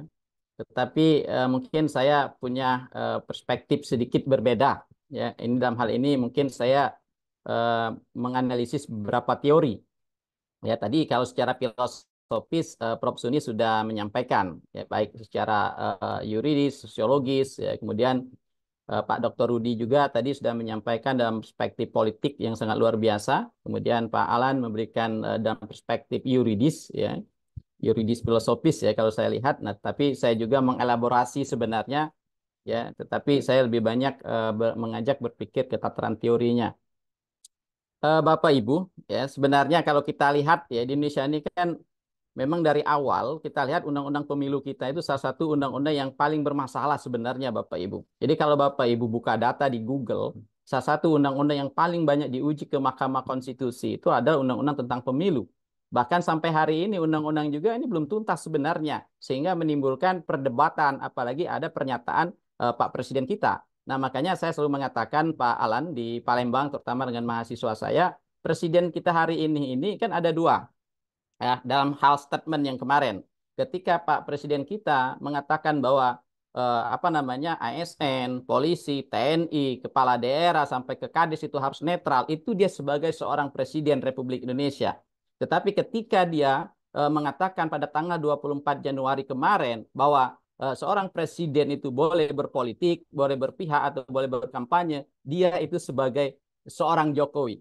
Nah, makanya saya katakan Pak Presiden Joko Widodo itu ketika dia mengajak TNI, polisi, ASN itu harus netral. Tetapi ketika dia mengatakan bahwa Presiden boleh berpolitik, boleh berkampanye, dia itu sebagai seorang pribadi atau sebagai seorang Jokowi. Nah, ini yang menarik untuk dibahas sebenarnya. Sehingga menimbul pertanyaan sebenarnya. Tadi sudah disampaikan oleh Pak Dr. Jimmy, bahkan sampai ke akar rumput saja orang sekarang diskusi. Ya, boleh enggak itu Presiden berkampanye? Ya kan? Karena memang hari ini, mohon maaf Bapak Ibu, kalau kita lihat dari sejarah pemilihan umum Presiden Indonesia ini, baru kali ini sebenarnya sejarah yang mengajarkan bahwa ada seorang presiden yang mana ya calon presiden akan datang itu salah satu anaknya. Nah, ini yang belum diatur dalam Undang-Undang 7 2017 Bapak Ibu. Dan mohon maaf Bapak Ibu, saya selalu mengatakan ini menjadi tugas kita ke depan, jangan sampai terjadi lagi nanti yang calon itu baik itu anaknya, kakaknya, adiknya, dan lain sebagainya. Nah, ini harus diatur secara jelas dan tegas dalam undang-undang. Nah, ini menjadi perdebatan. Ini kenapa? Karena Undang-Undang 7 2017 belum mengatur secara tegas dan jelas. Karena ya selama ini tidak diprediksi itu Pak Moderator. Tidak pernah diprediksi kita bahwa kita ada calon presiden yang seperti yang kita lihat hari ini. Nah, ini menarik untuk kita diskusikan sebenarnya dan menjadi tugas kita semua sebagai ahli hukum tata negara untuk memperbaiki Undang-Undang 7 2017 ini. Jangan sampai nanti presiden yang seperti ini terulang lagi di 2029 nanti ya. Nah, ini menjadi tugas kita semua. Nah, pertanyaan, apakah boleh presiden untuk berkampanye? Nah, tadi Prof. Suni sudah mengatakan, Pak Dr. Rudi sudah mengatakan boleh secara yuridis. Nah, tadi sudah dipaparkan oleh Pak Alan, ada pasalnya itu pasal 299, bahkan 281, 283, bahkan ada juga pasal 305, 304, kemudian terakhir ada 547. Tetapi tolong diperhatikan Bapak Ibu, hati-hati ketika presiden berkampanye. Mohon maaf ini. Kalau analisis saya, kita bisa saja mengaitkan dengan pasal 547 Undang-Undang tentang pemilu itu. Kenapa? Bisa saja dikenakan sanksi. Kenapa? Menguntungkan salah satu pihak atau merugikan salah satu pihak. Ya jelas kalau kita lihat kalau presiden kita berkampanye jelas-jelas pasti menguntungkan salah satu pihak dan merugikan kedua belah pihak. Nah, ini menjadi persoalan yang menjadi bahan untuk bagaimana ke depan mungkin orang bergerak untuk menggugat itu pada pemerintah. Nah, itu yang perlu kita analisis juga sebenarnya. Nah, kemudian ini Bapak Ibu, ya. Kalau kita elaborasi dari berbagai teori, tadi sebenarnya Prof. Suni sudah menjelaskan bahwa seorang presiden itu sebagai kepala negara dan pemerintahan yang memenuhi hak konstitusi warga negara, oleh disampaikan oleh Pak Dr. Rudi tadi. Jadi tugas presiden itu dia sebagai kepala pemerintahan, kepala negara dan melaksanakan ya apa yang diamanatkan oleh konstitusi kita. Nah, hari ini presiden mau cuti untuk ikut berkampanye, itu salah satu pelanggaran hak konstitusi warga negara sebenarnya Bapak Ibu. Kalau kita sebagai masyarakat mengatakan bahwa kami tidak mengizinkan Pak Presiden kita ikut kampanye mengambil cuti, itu tidak bisa. Karena kita tahu sendiri terpilihnya Pak Presiden Joko Widodo itu karena kita sebagai rakyat memilih beliau. Bahkan hari ini karena untuk kepentingan, mohon maaf, untuk kepentingan pribadi, saya katakan pribadi ini karena tidak bisa kita katakan juga kalau tidak pribadi, Prof. Suni. Kita jelas-jelas seluruh rakyat Indonesia sudah tahu semua bahwa Gibran itu adalah anak beliau. Nah, ini menurut saya ini yang perlu kita perhatikan. Nah, kemudian juga Presiden Joko Widodo bisa berkampanye tetapi tidak bisa dilaksanakan. Nah ini tadi Prof. Suni sudah bertanya, apakah Pak Presiden Joko Widodo sudah mendaftar ke KPU sebagai peserta kampanye atau sebagai pelaksana kampanye? Nah, saya sudah cari di Google, mohon maaf ya, kalau ada informasi yang lebih akurat lagi, tidak apa-apa diklarifikasi apa yang saya sampaikan supaya tidak salah. Jadi saya belum menemukan bahwa Pak Presiden kita sudah mendaftarkan ke KPU bahwa dia sebagai juru kampanye. Padahal kita sudah ditetapkan sebagaimana peraturan KPU nomor 78 2024 bahwa pelaksanaan pemilu di Indonesia ini mulai tanggal 21 Januari kemarin sampai 10 Desember yang akan datang. Nah, artinya apa? Ketika Pak Presiden kita ikut berkampanye lalu tidak didaftarkan ke KPU, ini menjadi masalah juga dalam hukum tata negara. Padahal sudah jelas-jelas sudah diatur dalam pasal 269, 270, 271 mengenai untuk harus didaftarkan ke KPU dan ditembuskan kepada Bawaslu. Nah, ini menurut saya menjadi hal yang menarik juga kalau memang Pak Presiden juga ngotot untuk ikut berkampanye, ya kan? Nah, ini yang menarik Bapak Ibu. Kalau kita lihat dari perspektif teori ya, sudah banyak mungkin Bapak Ibu lebih paham dari saya seperti Prof. Suni, Pak Dr. Rudi, Pak Prof. Galang, ini saya yakin ini dosen saya semua, guru saya semua ini. Nah, seperti kalau kita lihat dalam konteks Indonesia, Prof. Bagirmanan itu mengatakan bahwa presiden itu merupakan kedudukan yang sentral, ya, atau pejabat yang sentral sangat penting, ya kan, untuk melaksanakan pemerintahan Indonesia dari yang paling tinggi sampai yang paling bawah. Lalu dikatakan juga oleh Sane mengatakan bahwa ini sangat penting, sangat vital karena dia menguasai semua kekuasaan dalam suatu negara, baik kekuasaan eksekutif, legislatif, itu akan ditunduk pada kekuasaan eksekutif, dan itu terbukti hari ini Bapak Ibu. Meskipun ada pemisahan kekuasaan, ya sebagaimana yang kita kemukakan atau kita pahami teori Montesquieu, tetapi hari ini menurut saya itu tidak berjalan, Prof. Suni. Tidak berjalan. Jadi apapun program dari pihak eksekutif didukung oleh legislatif, apapun keinginan legislatif didukung oleh eksekutif, sehingga posisi yang paling lemah di antara tiga kekuasaan ini justru yudikatif. Nah, ini terbukti hari ini Bapak Ibu. Bahkan perdebatan kita sampai hari ini belum tuntas, termasuk putusan Mahkamah Konstitusi nomor 90 kemarin. Nah, ini menjadi perdebatan. Bahkan banyak yang mengatakan bahwa ini cacat lah, ini bertentangan konstitusi dan lain sebagainya. Bahkan salah satu calon wakil presiden yang tidak sah secara hukum dan lain sebagainya Bapak Ibu. Ini menarik untuk kita bahas. Kemudian ini yang berbahayanya, ya, mohon maaf Bapak Ibu. Tolong Prof. Galang kalau saya keliru diklarifikasi, mohon maaf karena mungkin kami masih ada darah muda dan darah Sumatera ini Pak Lauren ya. Jadi ngomongnya mungkin tidak serapi Prof. Suni, Prof. Galang ya kan. Karena apa ya, jiwa atau darah muda itu masih apa ya, agak gergetan kalau menyampaikan itu Prof. Suni. Nah, jadi intinya bahayanya ketika presiden berpolitik. Nah, ini. Saya lebih senang, lebih sejuk, dan lebih tenang mendengarnya ketika presiden menginstruksikan semua ASN, semua kepala daerah, dari gubernur sampai ke kades, ya, dalam hal ini. Kemudian, apa namanya, TNI, polisi, itu harus netral. Ya, kenapa? Karena presiden itu, Bapak Ibu, kalau kita lihat dari teori Sandwich, mengatakan presiden itu sebagai kekuasaan ex officio. Nah, kita di Indonesia ini hari ini sebenarnya Bapak Ibu, ya sudah diatur dalam konstitusi kita. Ya, pasal 10 seandainya. Pasal 10 Undang-Undang Dasar 45, presiden sebagai kekuasaan tertinggi angkatan darat, angkatan laut, angkatan udara. Kemudian di pasal 17 mengatakan bahwa presiden dibantu oleh menteri-menteri negara. Nah, ketika presiden berpolitik, saya yakin ya, ini secara konstitusi perlu dipertanyakan, apakah TNI polisi ini ikut berpolitik atau tetap independen atau tetap netral? Karena jelas ya, karena bosnya atau orang yang paling tinggi ikut berpolitik, ya tentu menurut saya ini perlu kita perhatikan. Kemudian kita juga di Indonesia ini, pemerintahan kita kan terstruktur dari atas sampai ke bawah. Bahkan kalau kita lihat dalam pasal 17 Undang-Undang 45, presiden dibantu oleh menteri negara. Lalu menteri negara itu membawahi seperti menteri dalam negeri. Dia membawahi gubernur, membawahi bupati, wali kota, sampai ke kades. Nah, bayangkan Bapak Ibu, ketika level yang paling atas berpolitik, ya tentu tingkatan-tingkatan ini akan mengikuti yang paling atas. Nah, makanya ini menurut saya berbahaya ketika Pak Presiden kita berpolitik. Saya katakan ketika Pak Presiden kita berpolitik, berkampanye, maka tidak akan menghasilkan keadilan pemilu di 2024. Mohon maaf, mungkin itu yang perlu saya sampaikan. Mohon maaf Prof. Galang, Prof. Suni, dan Bapak Ibu, kalau ada penjelasan saya yang kurang berkenan atau agak mungkin perlu diluruskan, tidak apa-apa. Karena mohon maaf dari segi pengalaman saya kalah jauh dari Prof. Galang, Prof. Suni, Bapak Ibu yang lain. Saya akhiri, Assalamualaikum warahmatullahi wabarakatuh. Ya, waalaikumsalam warahmatullahi wabarakatuh. Terima kasih banyak Pak Sadi atas pemaparannya. Assalamualaikum warahmatullahi wabarakatuh. Jiwa-jiwa muda ini. Oke, baik, selanjutnya kita akan buka sesi tanya jawab. Kita akan buka sesi pertama dengan 3 penanya.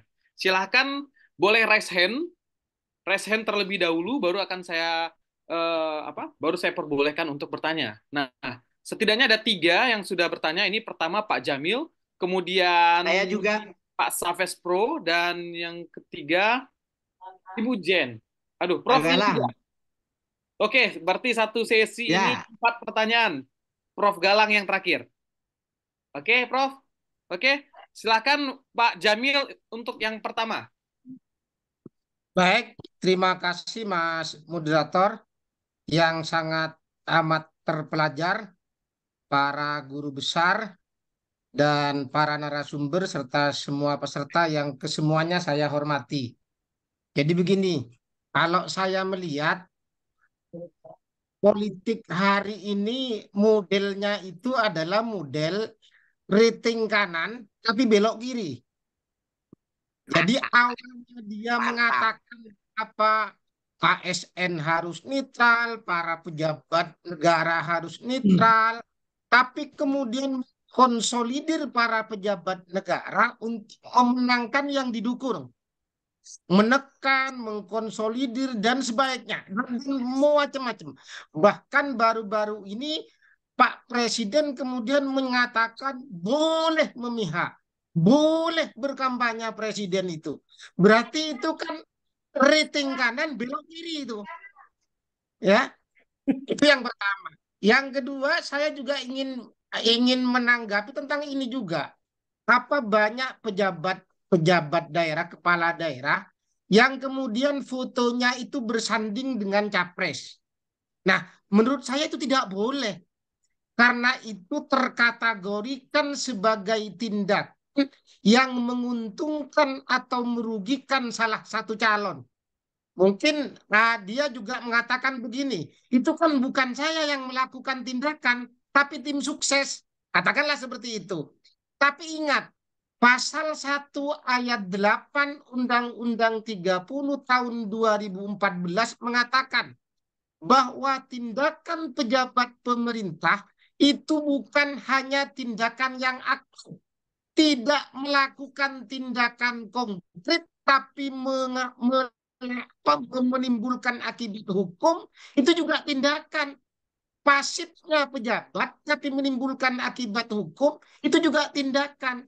Nah, menurut saya Bawaslu juga harus menurunkan ketika ada kepala daerah umpama atau presiden sekalipun bersanding sepanduknya dengan para calon-calon tertentu, menurut saya harus diturunkan itu.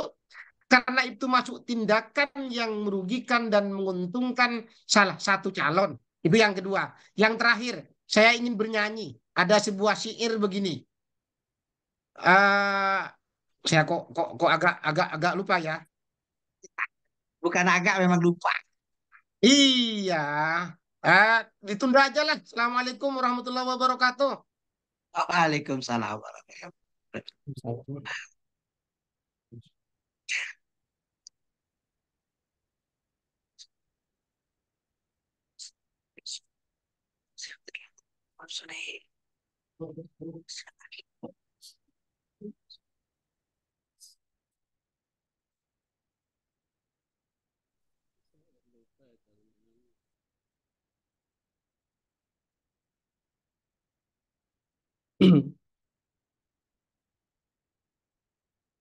Suara kok hilang? Tidak ada Mana suara Mas moderator ini? moderatornya mungkin masih mute.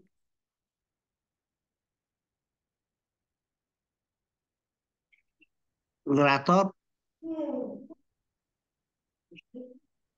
Mungkin sinyal itu, Prof. moderatornya ini. Sinyal. Kalau moderatornya belum ada, saya lanjutkan syair saya. Begini syairnya Kamar itu. mandi. Apa syairnya begini? Ya, mohon maaf Bapak Ibu, laptopnya mati. Jadi saya Oh, iya. masuk dari handphone ini. Lupa dicas. Halo Mas moderator, saya izin Ya, membacakan Pak syair. Jamil. Oke, Ya, silakan Pak Jamil. begini syairnya. Wa innama umamu akhlaquma baqiyat fa Itu mah inhum kasidah bukan syair. ahlakuhum dahabu. Oke. Artinya begini, bahwa suatu bangsa itu akan hancur kalau bangsanya juga bejat. Kalau akhlak bangsanya itu bejat. Nah, pertanyaannya, bagaimana kita berharap kepada pemimpin yang jelas-jelas melanggar etika dalam pencalonannya untuk memperbaiki etikanya umat? Ya nggak mungkin kita berharap ke sana. Saya pikir itu. Oke, Makasih. baik, Assalamualaikum baik Pak Jamil. warahmatullahi wabarakatuh. Waalaikumsalam warahmatullahi wabarakatuh. Oke, terima kasih Pak Jamil atas pertanyaannya dan juga tadi pantunnya. Nah, oke, selanjutnya nanti Pak Safes Pro dan Bu Jene langsung to the point saja ya pertanyaannya. Oke. Oke, Baik, silakan Pak Pak moderator, Safes. Pak Laurentius. Silakan. Selamat sore, nama saya Ahmad Syafruddin. Saya di Kota Kupang dari Universitas Nusa Cendana. Ya, langsung saja pertanyaan saya. Menyikapi beberapa hal yang disampaikan oleh Bapak pemateri tadi, dari 1 sampai akhir, menjelaskan bahwa memang secara konstitusi Presiden boleh melakukan kampanye.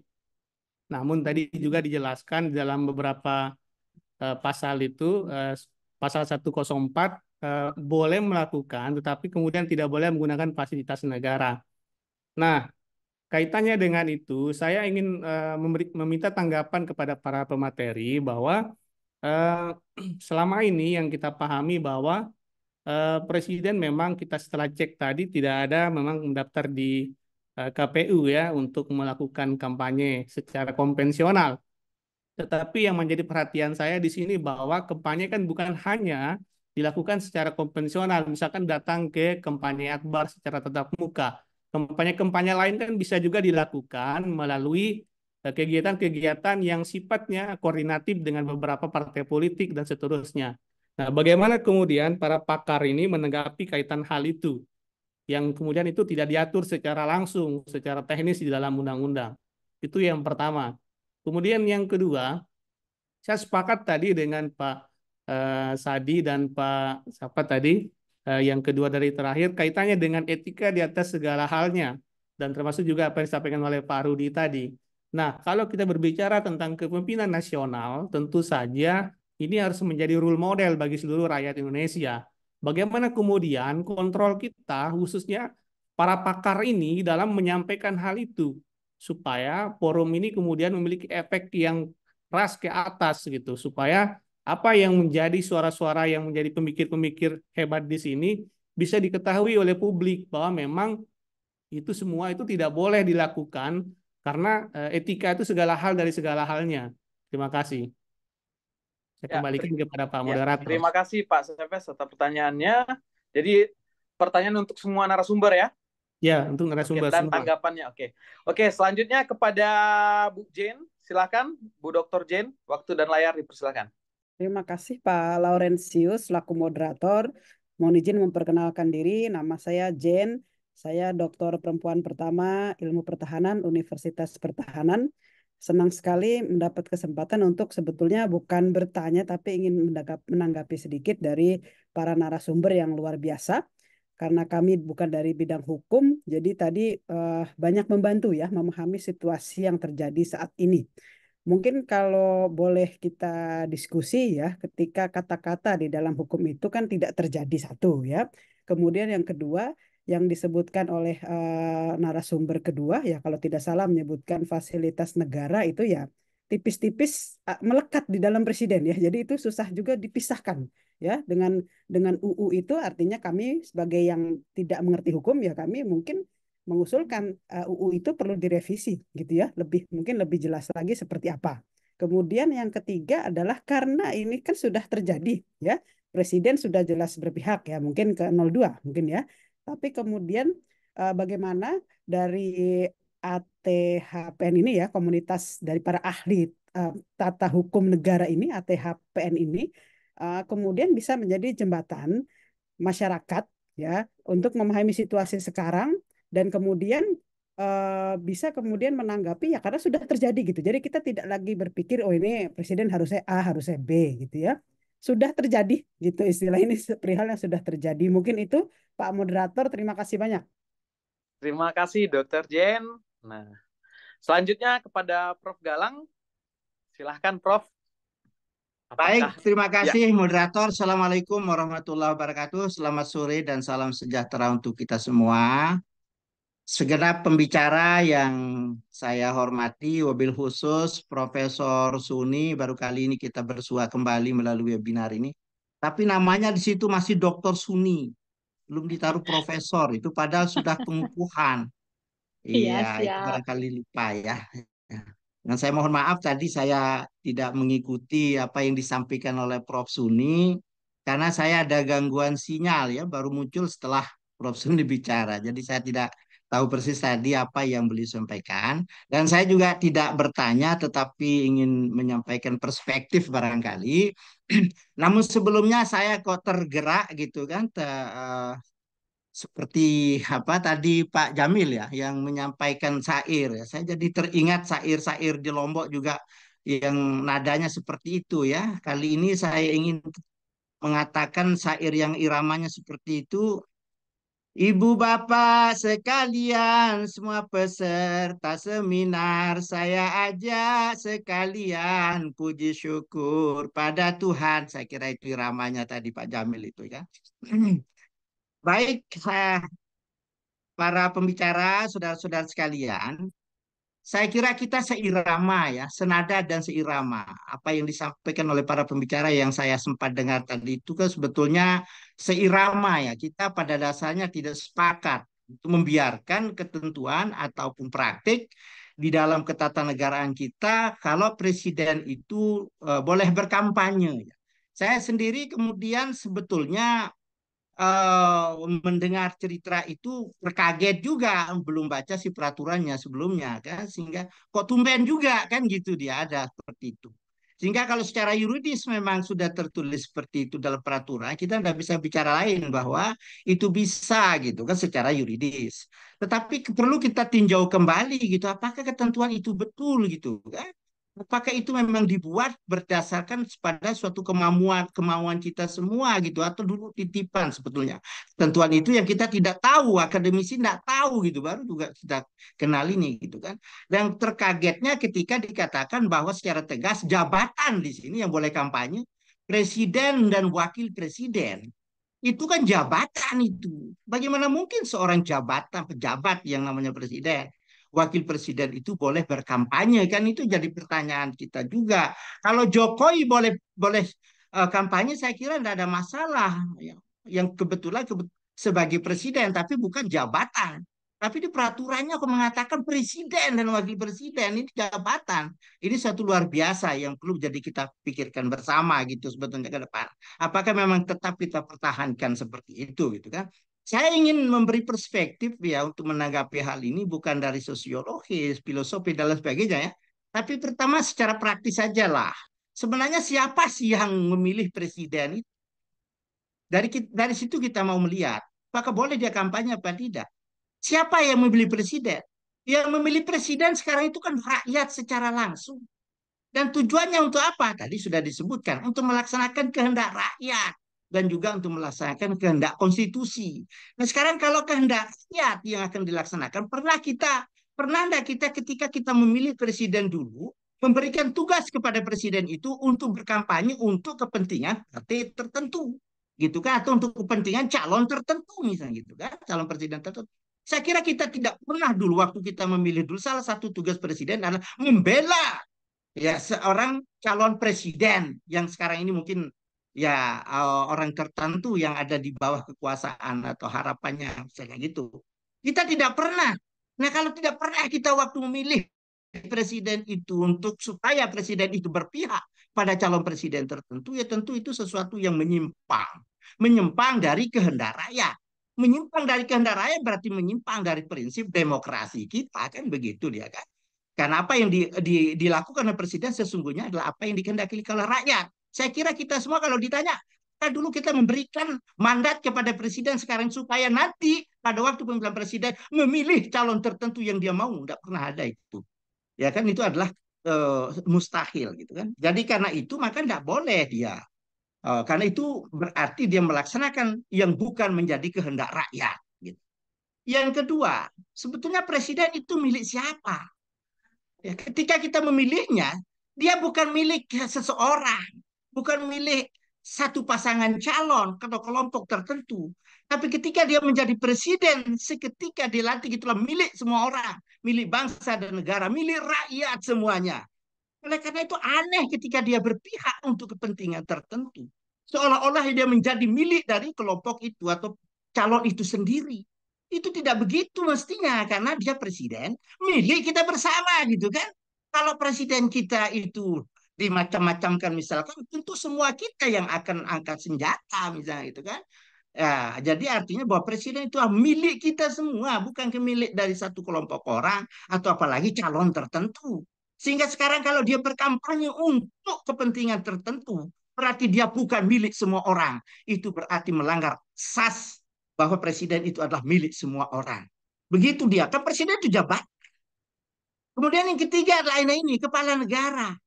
Dia sudah jelas dia kepala pemerintahan dan kepala negara. Sebagai kepala negara dia harus berdiri di atas semuanya.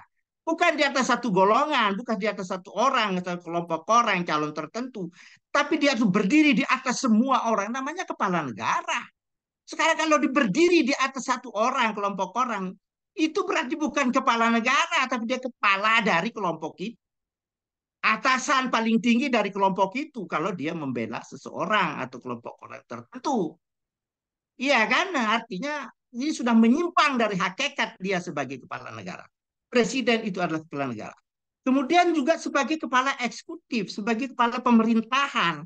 Jelas dia itu berada paling tinggi dalam struktur pemerintahan, termasuk dia adalah pembina kepegawaian. Setahu saya itu pembina kepegawaian tertinggi dari negara, dari ASN, itu Pak PNS itu adalah presiden itu sendiri sebagai kepala pemerintahan. Oleh sebab itulah makanya dia juga diberikan kewenangan untuk mengangkat golongan tertentu, ya jabatan tertentu, pegawai tertentu dalam pemerintahan adalah sebagai kepala pemerintahan, sebagai pembina ASN, kepegawaian. Sekarang kalau ASN itu disuruh netral, lu kepalanya tidak netral.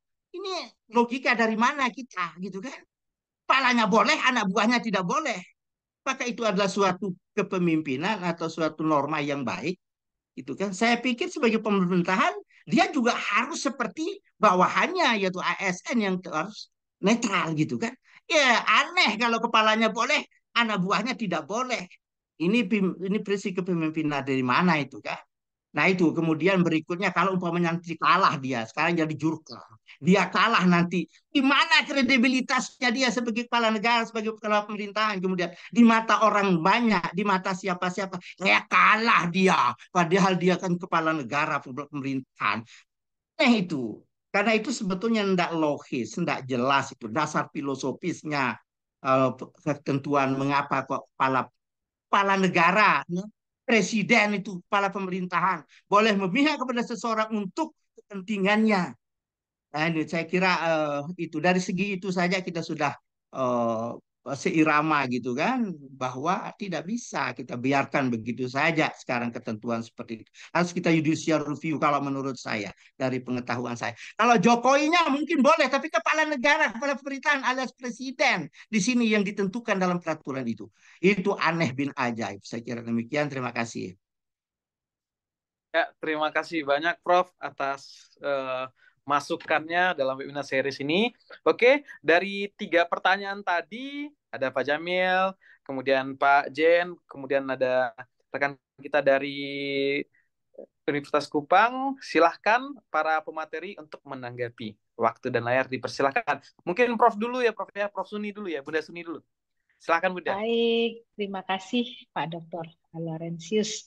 Dan selamat siang Prof. Galang, apa kabar? Assalamualaikum, Galang. Dan juga Pak Jamil, Pak siapa tadi ya? Ada 4 ya. Bapak Ibu sekalian, saya kira apa yang disampaikan itu saya sepakat semuanya karena sifatnya hanya masukan. Yang terpenting Prof. Galang tadi menyampaikan bahwa alasan-alasan kenapa Presiden itu tidak boleh berkampanye itu bisa dinarasikan sebagai satu alasan untuk mereview atau katakanlah merubah undang-undang tentang ketentuan Presiden itu dilarang untuk berkampanye. Ini bisa jadi apa ya? Argumentasi dalam judicial review atau revisi terhadap Undang-Undang 7 tahun 2017. Justru yang menarik ini bahwa kita sering mengatakan bahwa presiden itu dianggap sebagai pejabat politik. Sebenarnya apa alasannya sehingga presiden itu kemudian di pasal 299 itu diberikan hak untuk kampanye ya, diberikan untuk kampanye karena tentu saja ada beberapa anggapan bahwa presiden itu dianggap sebagai pejabat politik. Yang pertama bahwa posisi presiden ini seringkali merupakan hasil dari proses pemilihan umum yang merupakan proses politik. Proses politik ini ada di pemilihan umum, mulai dari cara mengusungnya. Jadi calon presiden dan wakil presiden itu hanya bisa diusung oleh partai politik dan gabungan partai politik. Maka kita tidak mengenal adanya calon independen atau perseorangan dari presiden, kecuali pilkada ya, pilkada itu dibolehkan. Sehingga orang sering beranggapan bahwa presiden itu dianggap sebagai pejabat politik. Kemudian yang kedua, presiden biasanya akan terkait dengan partai politik dan seringkali memainkan peran dalam kegiatan, dalam kebijakan partai mereka. Ini kalau dalam kondisi yang normally. Kebetulan sekarang ini adalah kondisi yang mungkin tidak seperti yang diharapkan oleh partai pengusung maupun presiden yang diusung. Ada sedikit friksi di antara partai pengusung dengan presiden yang terpilih. Kemudian yang ketiga adalah presiden itu memiliki peran dalam pembentukan kebijakan publik dan pengambil keputusan politik yang mempengaruhi arah dan prioritas negara, sehingga presiden ini dianggap sebagai pejabat politik. Dan yang keempat, presiden seringkali berinteraksi dan berhubungan dalam politik domestik dan internasional. Nah, semua aspek ini menandai bahwa presiden ini sebagai sosok yang memiliki peran politik penting dalam pemerintahan. Nah, terlepas dari kondisi yang saat ini terjadi, ini memang menurut saya kita agak terlambat untuk mendiskusikan ini karena ini kemudian disadari pada saat last minute. Tidak ada satupun pasal ini yang melakukan judicial review semenjak Undang-Undang 7 tahun 2017 ini disahkan. Begitu Undang-Undang 7 tahun 2017 itu disahkan, rata-rata semua orang berbondong-bondong ke Mahkamah Konstitusi melakukan judicial review. Yang paling banyak itu terkait dengan parliamentary threshold, electoral threshold, presidential threshold. Mereka tidak ada satupun yang mendiskusikan ini. Ini menjadi ramai hiruk pikuk setelah ada statement dari presiden. Dan sekali lagi saya sampaikan, kalau kita lihat definisi kampanye pemilu, maka saat ini presiden tidak bisa melakukan kampanye. Tidak bisa melakukan kampanye. Yang bisa dilakukan hanya sebagai peserta kampanye. Karena sebagai peserta kampanye iya, tetapi sebagai sebagai yang akan melakukan sebagai pelaksana kampanye, jurkam atau apapun namanya itu ya, peserta pemilu bukan, kemudian sebagai pelaksana yang ditunjuk itu juga bukan, hanya sebagai peserta kampanye. Maka kalau sampai kemudian terjadi bahwa presiden itu melakukan kampanye, tentu saja unsur-unsur yang akan dipenuhi oleh Bawaslu bahwa melakukan kampanye itu pasti akan sumir gitu. Kalau sampai terjadi kegiatan melakukan kampanye, karena dalam unsurnya mungkin tidak terpenuhi. Kemudian yang kedua, justru yang menarik adalah pasal sanksi terhadap mereka yang entah presiden, entah menteri atau siapapun yang melakukan tindakan atau keputusan yang menguntungkan. Ini yang menurut saya ini sesuatu hal yang perlu kita garis bawahi, bahwa jika sampai ada suatu kegiatan yang dilakukan dengan keputusannya, dengan tindakannya, ini justru lebih konkret. Presiden melakukan membuat sebuah keputusan, melakukan tindakan yang menguntungkan salah satu peserta pemilu, maka ini yang bisa diproses. Nah, ini diperlukan sebuah upaya, sebuah effort yang cukup keras dari Bawaslu untuk membuktikan laporan-laporan terhadap pelanggaran-pelanggaran terhadap pasal 282, pasal 281 yang sanksinya ada di pasal 500 berapa itu. Jadi itu saja yang ingin saya sampaikan. Jangan sampai nanti dalam pembuatan produk hukum yang selanjutnya masyarakat itu merasa kecolongan lagi. Ya. Saya nggak tahu ini merasa kecolongan atau waktu kemarin-kemarin kita tidak memperhatikan gitu. Sehingga kemudian kita mulai memperhatikan begitu ada suatu peristiwa di mana peristiwa ini sedikit banyak akan ada beberapa atau mungkin sebagian besar masyarakat di Indonesia merasa tercederai dengan pasal itu atau kemudian ada yang dirugikan hak konstitusionalnya dan lain sebagainya. Saya kira kalau saya bicara mengenai persoalan hukum, maka regulasi memang menjadi salah satu dasar untuk menyelesaikan persoalan ini. Tapi persoalan yang selanjutnya, apakah Presiden akan menggunakan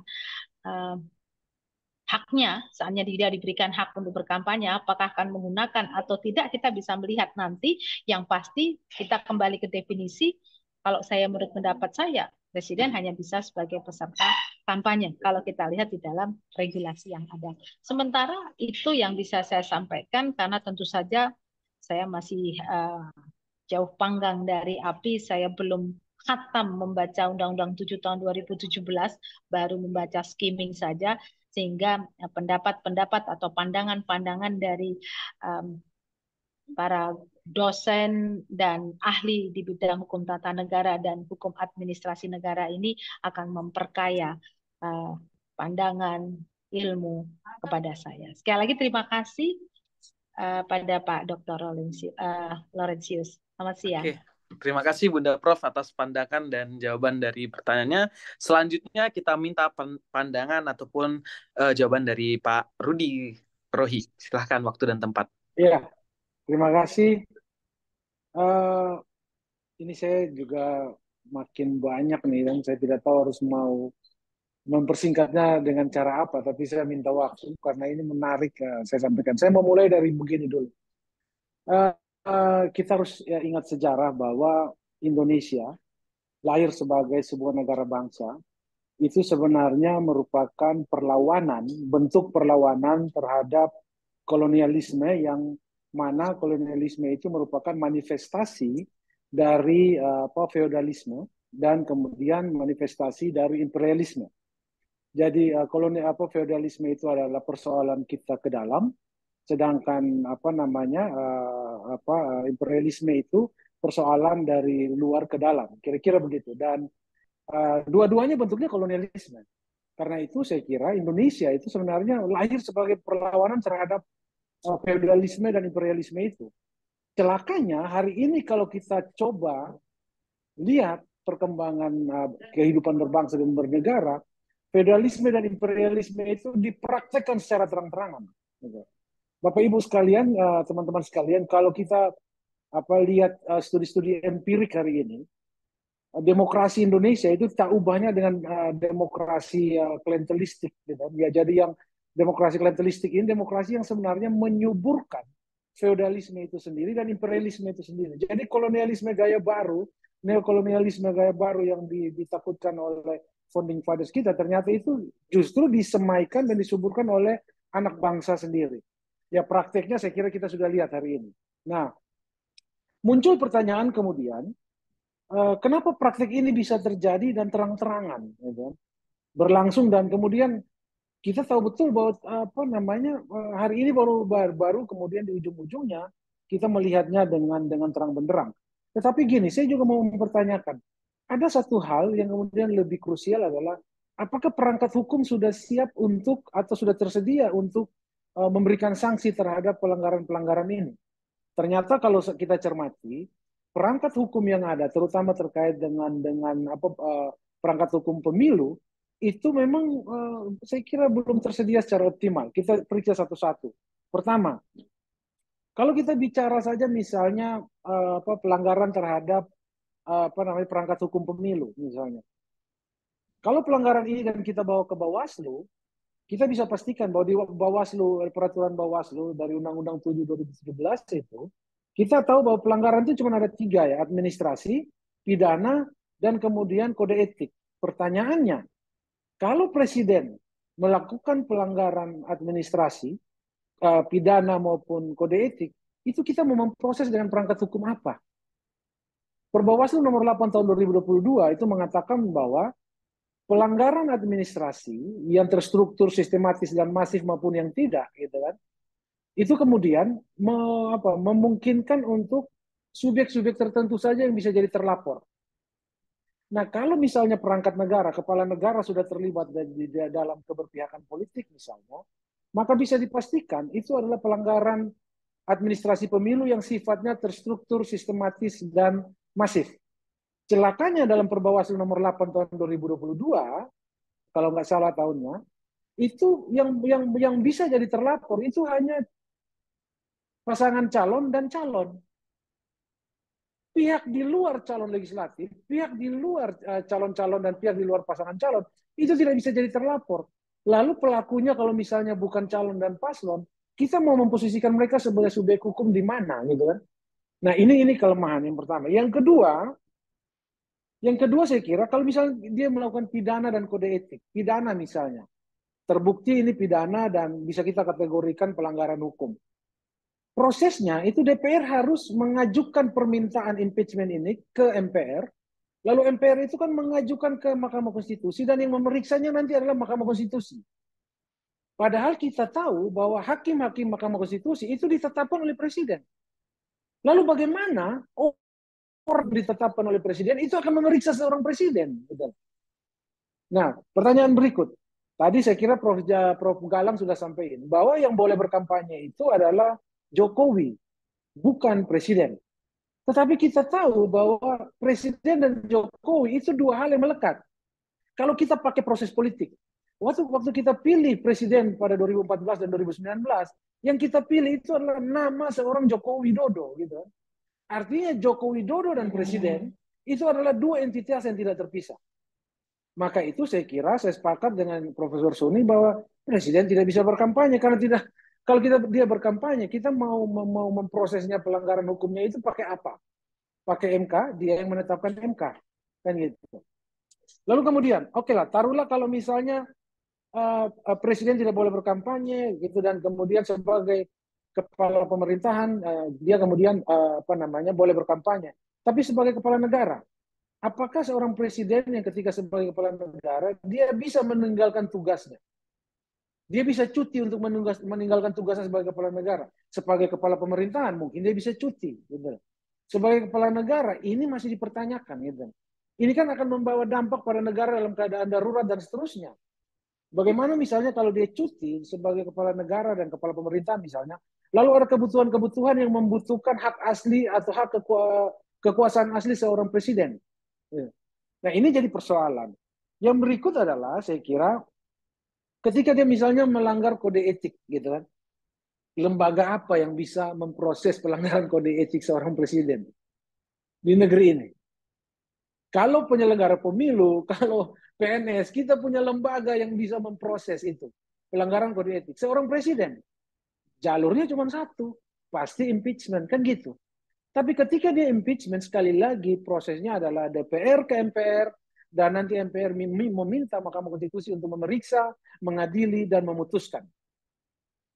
Persoalannya adalah, mungkinkah Mahkamah Konstitusi bisa mengadili, memeriksa, dan memutuskan itu? Nah, pertanyaan-pertanyaan ini hanya memungkinkan dijawab kalau Presiden mau cuti, Presiden mau kampanye, Jokowi mau kampanye, maka Jokowi sebagai seorang presiden maupun presiden adalah seorang Jokowi, itu harus mundur dari jabatan presiden. Nah, celakanya hari ini, apa yang disampaikan oleh beliau adalah dalam posisinya sebagai presiden. Dan itu tidak bisa dipisahkan antara Joko Widodo dan presiden. Nah, dengan begitu maka sebenarnya saya berharap, yang saya sebutkan tadi, bahwa ketika kita berbangsa dan bernegara, itu ada 4 variabel penting. 1 adalah sistem, kita sudah punya sistem. 2 adalah institusi, kita sudah punya institusi. 3 adalah norma, melembagakan norma-norma. Kita sudah punya dan kita terus berproses. Yang keempat adalah individu itu sendiri. Dari individu itu adalah faktor kehendak baiknya. Pertanyaannya hari ini, Apakah semua yang ditunjukkan oleh seorang presiden kita adalah masuk dalam kategori kehendak baik? Nah, ini kemudian saya kembalikan kepada publik untuk menilainya.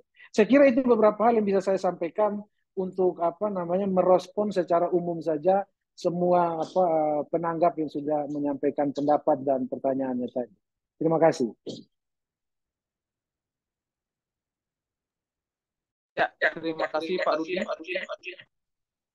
Ya, Pak Rudi itu selanjutnya maksudnya kita minta kehendak baik atau etikat baik, Pak? Ya, karena saya bicara lebih menggunakan politik, saya pikir kehendak baik. Mantap. Karena kalau saya bicara sebagai filsuf, saya minta itikat baik. Etikat baik ya. Dua muka yang satu ya. Betul. Oke, Betul, baik. Prof. Galang. Baik, Pak Rudi. Oke, selanjutnya kita minta tanggapan dari Pak Alan. Silahkan, Pak.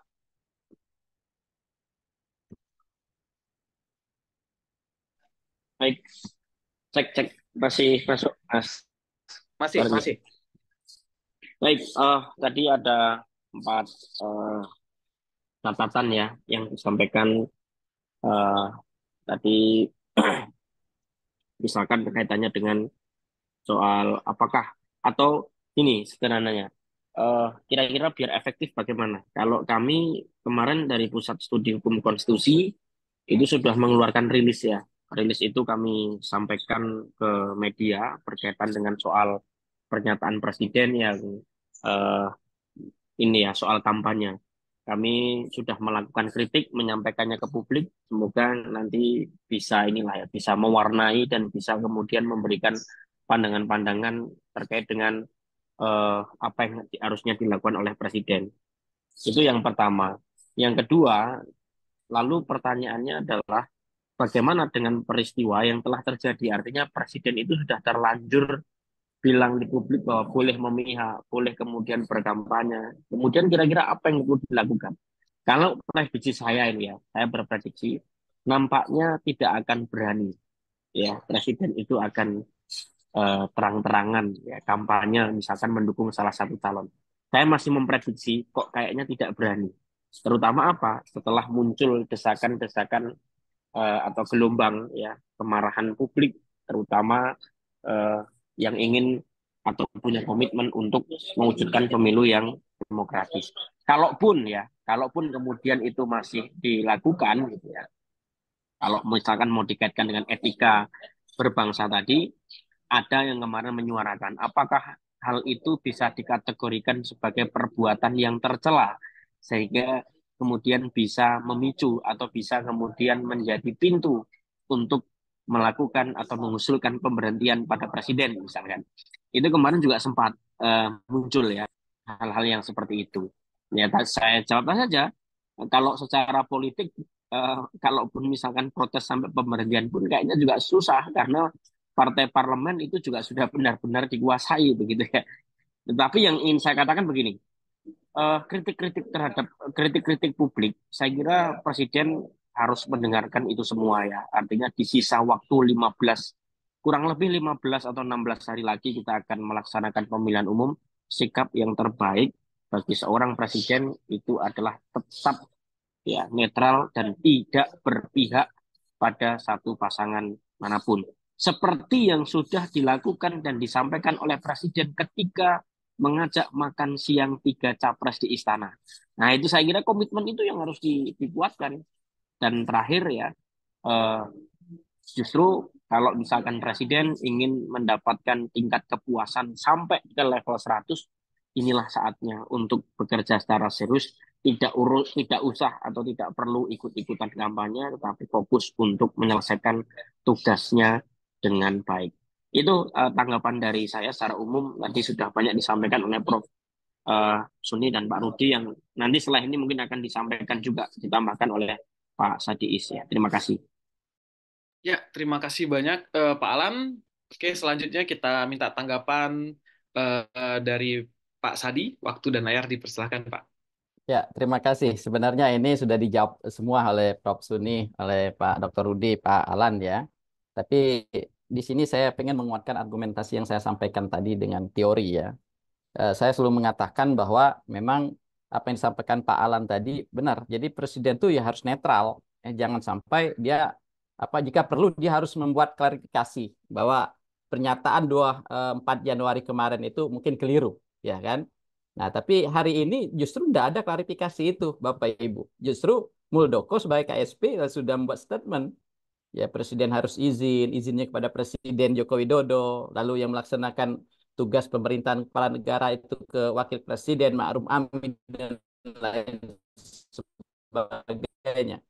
Nah, makanya saya katakan kalau kita kembali ke konstitusi kita di pasal 10 tadi, kemudian kalau kita kaitkan dengan teori Sedgwick tadi mengatakan presiden sebagai ex officio. Ya, ex officio itu artinya presiden itu sebagai kekuasaan tertinggi dalam administrasi pemerintahan, ada yang kata Prof. Galang tadi. Nah, ketika Presiden Joko Widodo ikut berpolitik, ikut berkampanye, maka saya yakin ya pemilu yang bermartabat, pemilu yang berkeadilan, pemilu yang berintegritas tidak akan tercapai. Jadi pilihan yang tepat, maka Pak Presiden Joko Widodo harus netral dalam pelaksanaan pemilu di 2024 ini. Terima kasih. Oke, terima kasih banyak Bapak Ibu narasumber. Setidaknya saya mencatat beberapa poin penting di dalam webinar series pada hari ini. Nah, mungkin itu juga Pak Sadi sudah menyampaikan menyampaikan pandangan yang terakhir. Mungkin kita tutup juga lah acara kita kali ini karena mengingat waktu dan kegiatan yang lainnya. Terima kasih banyak Prof. Suni atas kehadirannya, Pak Sadi, Pak Rudi, dan Pak Alan atas waktunya memberikan nutrisi-nutrisi akademis bagaimana memposisikan atau mendudukkan posisi dan peran presiden dalam gelaran Pilpres. Karena memang pada hari ini kita seperti yang tadi setelah disampaikan para narasumber, ada beberapa poin penting yang saya catat. Satu, memang undang-undang dan regulasinya memang pada hari ini kita kebablasan. Nah, kita kebablasan, memang ada yang lagi proses user review, tapi kan mengingat waktu kampanye juga akan selesai, setidaknya ketika terjadi hal judicial review itu berkata narasinya akan berbeda, tentu mungkin menunggu putaran kedua. Apakah nanti bisa presiden jadi juru kampanye lagi ataupun bisa menjadi peserta kampanye. Kemudian juga yang paling penting itu adalah dicatat harus ada etika di dalam Pilpres ini seperti yang disampaikan beberapa pemateri sehingga menjadi pemilu yang netral. Dan yang ketiga itu adalah presiden itu harus netral, tidak memihak para paslon sesuai dengan pernyataannya ketika diundang makan siang di istana. Terima kasih banyak Bapak Ibu narasumber telah hadir pada hari ini. Kami mendapatkan pencerahan yang lebih baik, peserta Bapak Ibu peserta menjadi semakin banyak bertambah ilmunya, dan juga kehadiran Prof. Galang. Terima kasih Prof. Galang atas kehadiran pada hari ini. Sehat-sehat selalu ya Prof ya. Insya Allah ya. Terima kasih Mas Lauren Senggagah, moderator yang baik. Siap Prof. Ikut makan siang ya waktu di istana itu ya, sama Pak Saidi juga. Kita melihat dari TV aja Prof. Oh, saya kira ikut makan siang. Tidak Prof, waktu itu Prof. Kita ketemu yang APHTN HAM di Batam Prof. Lanjut. Ya, oke. Ya, mungkin itu saja yang bisa kami sampaikan. Mohon maaf jika ada perkataan ataupun tindakan yang tidak pada tempatnya. Kita jumpa lagi pada webinar series yang akan datang. Selanjutnya, itu saja yang bisa saya sampaikan.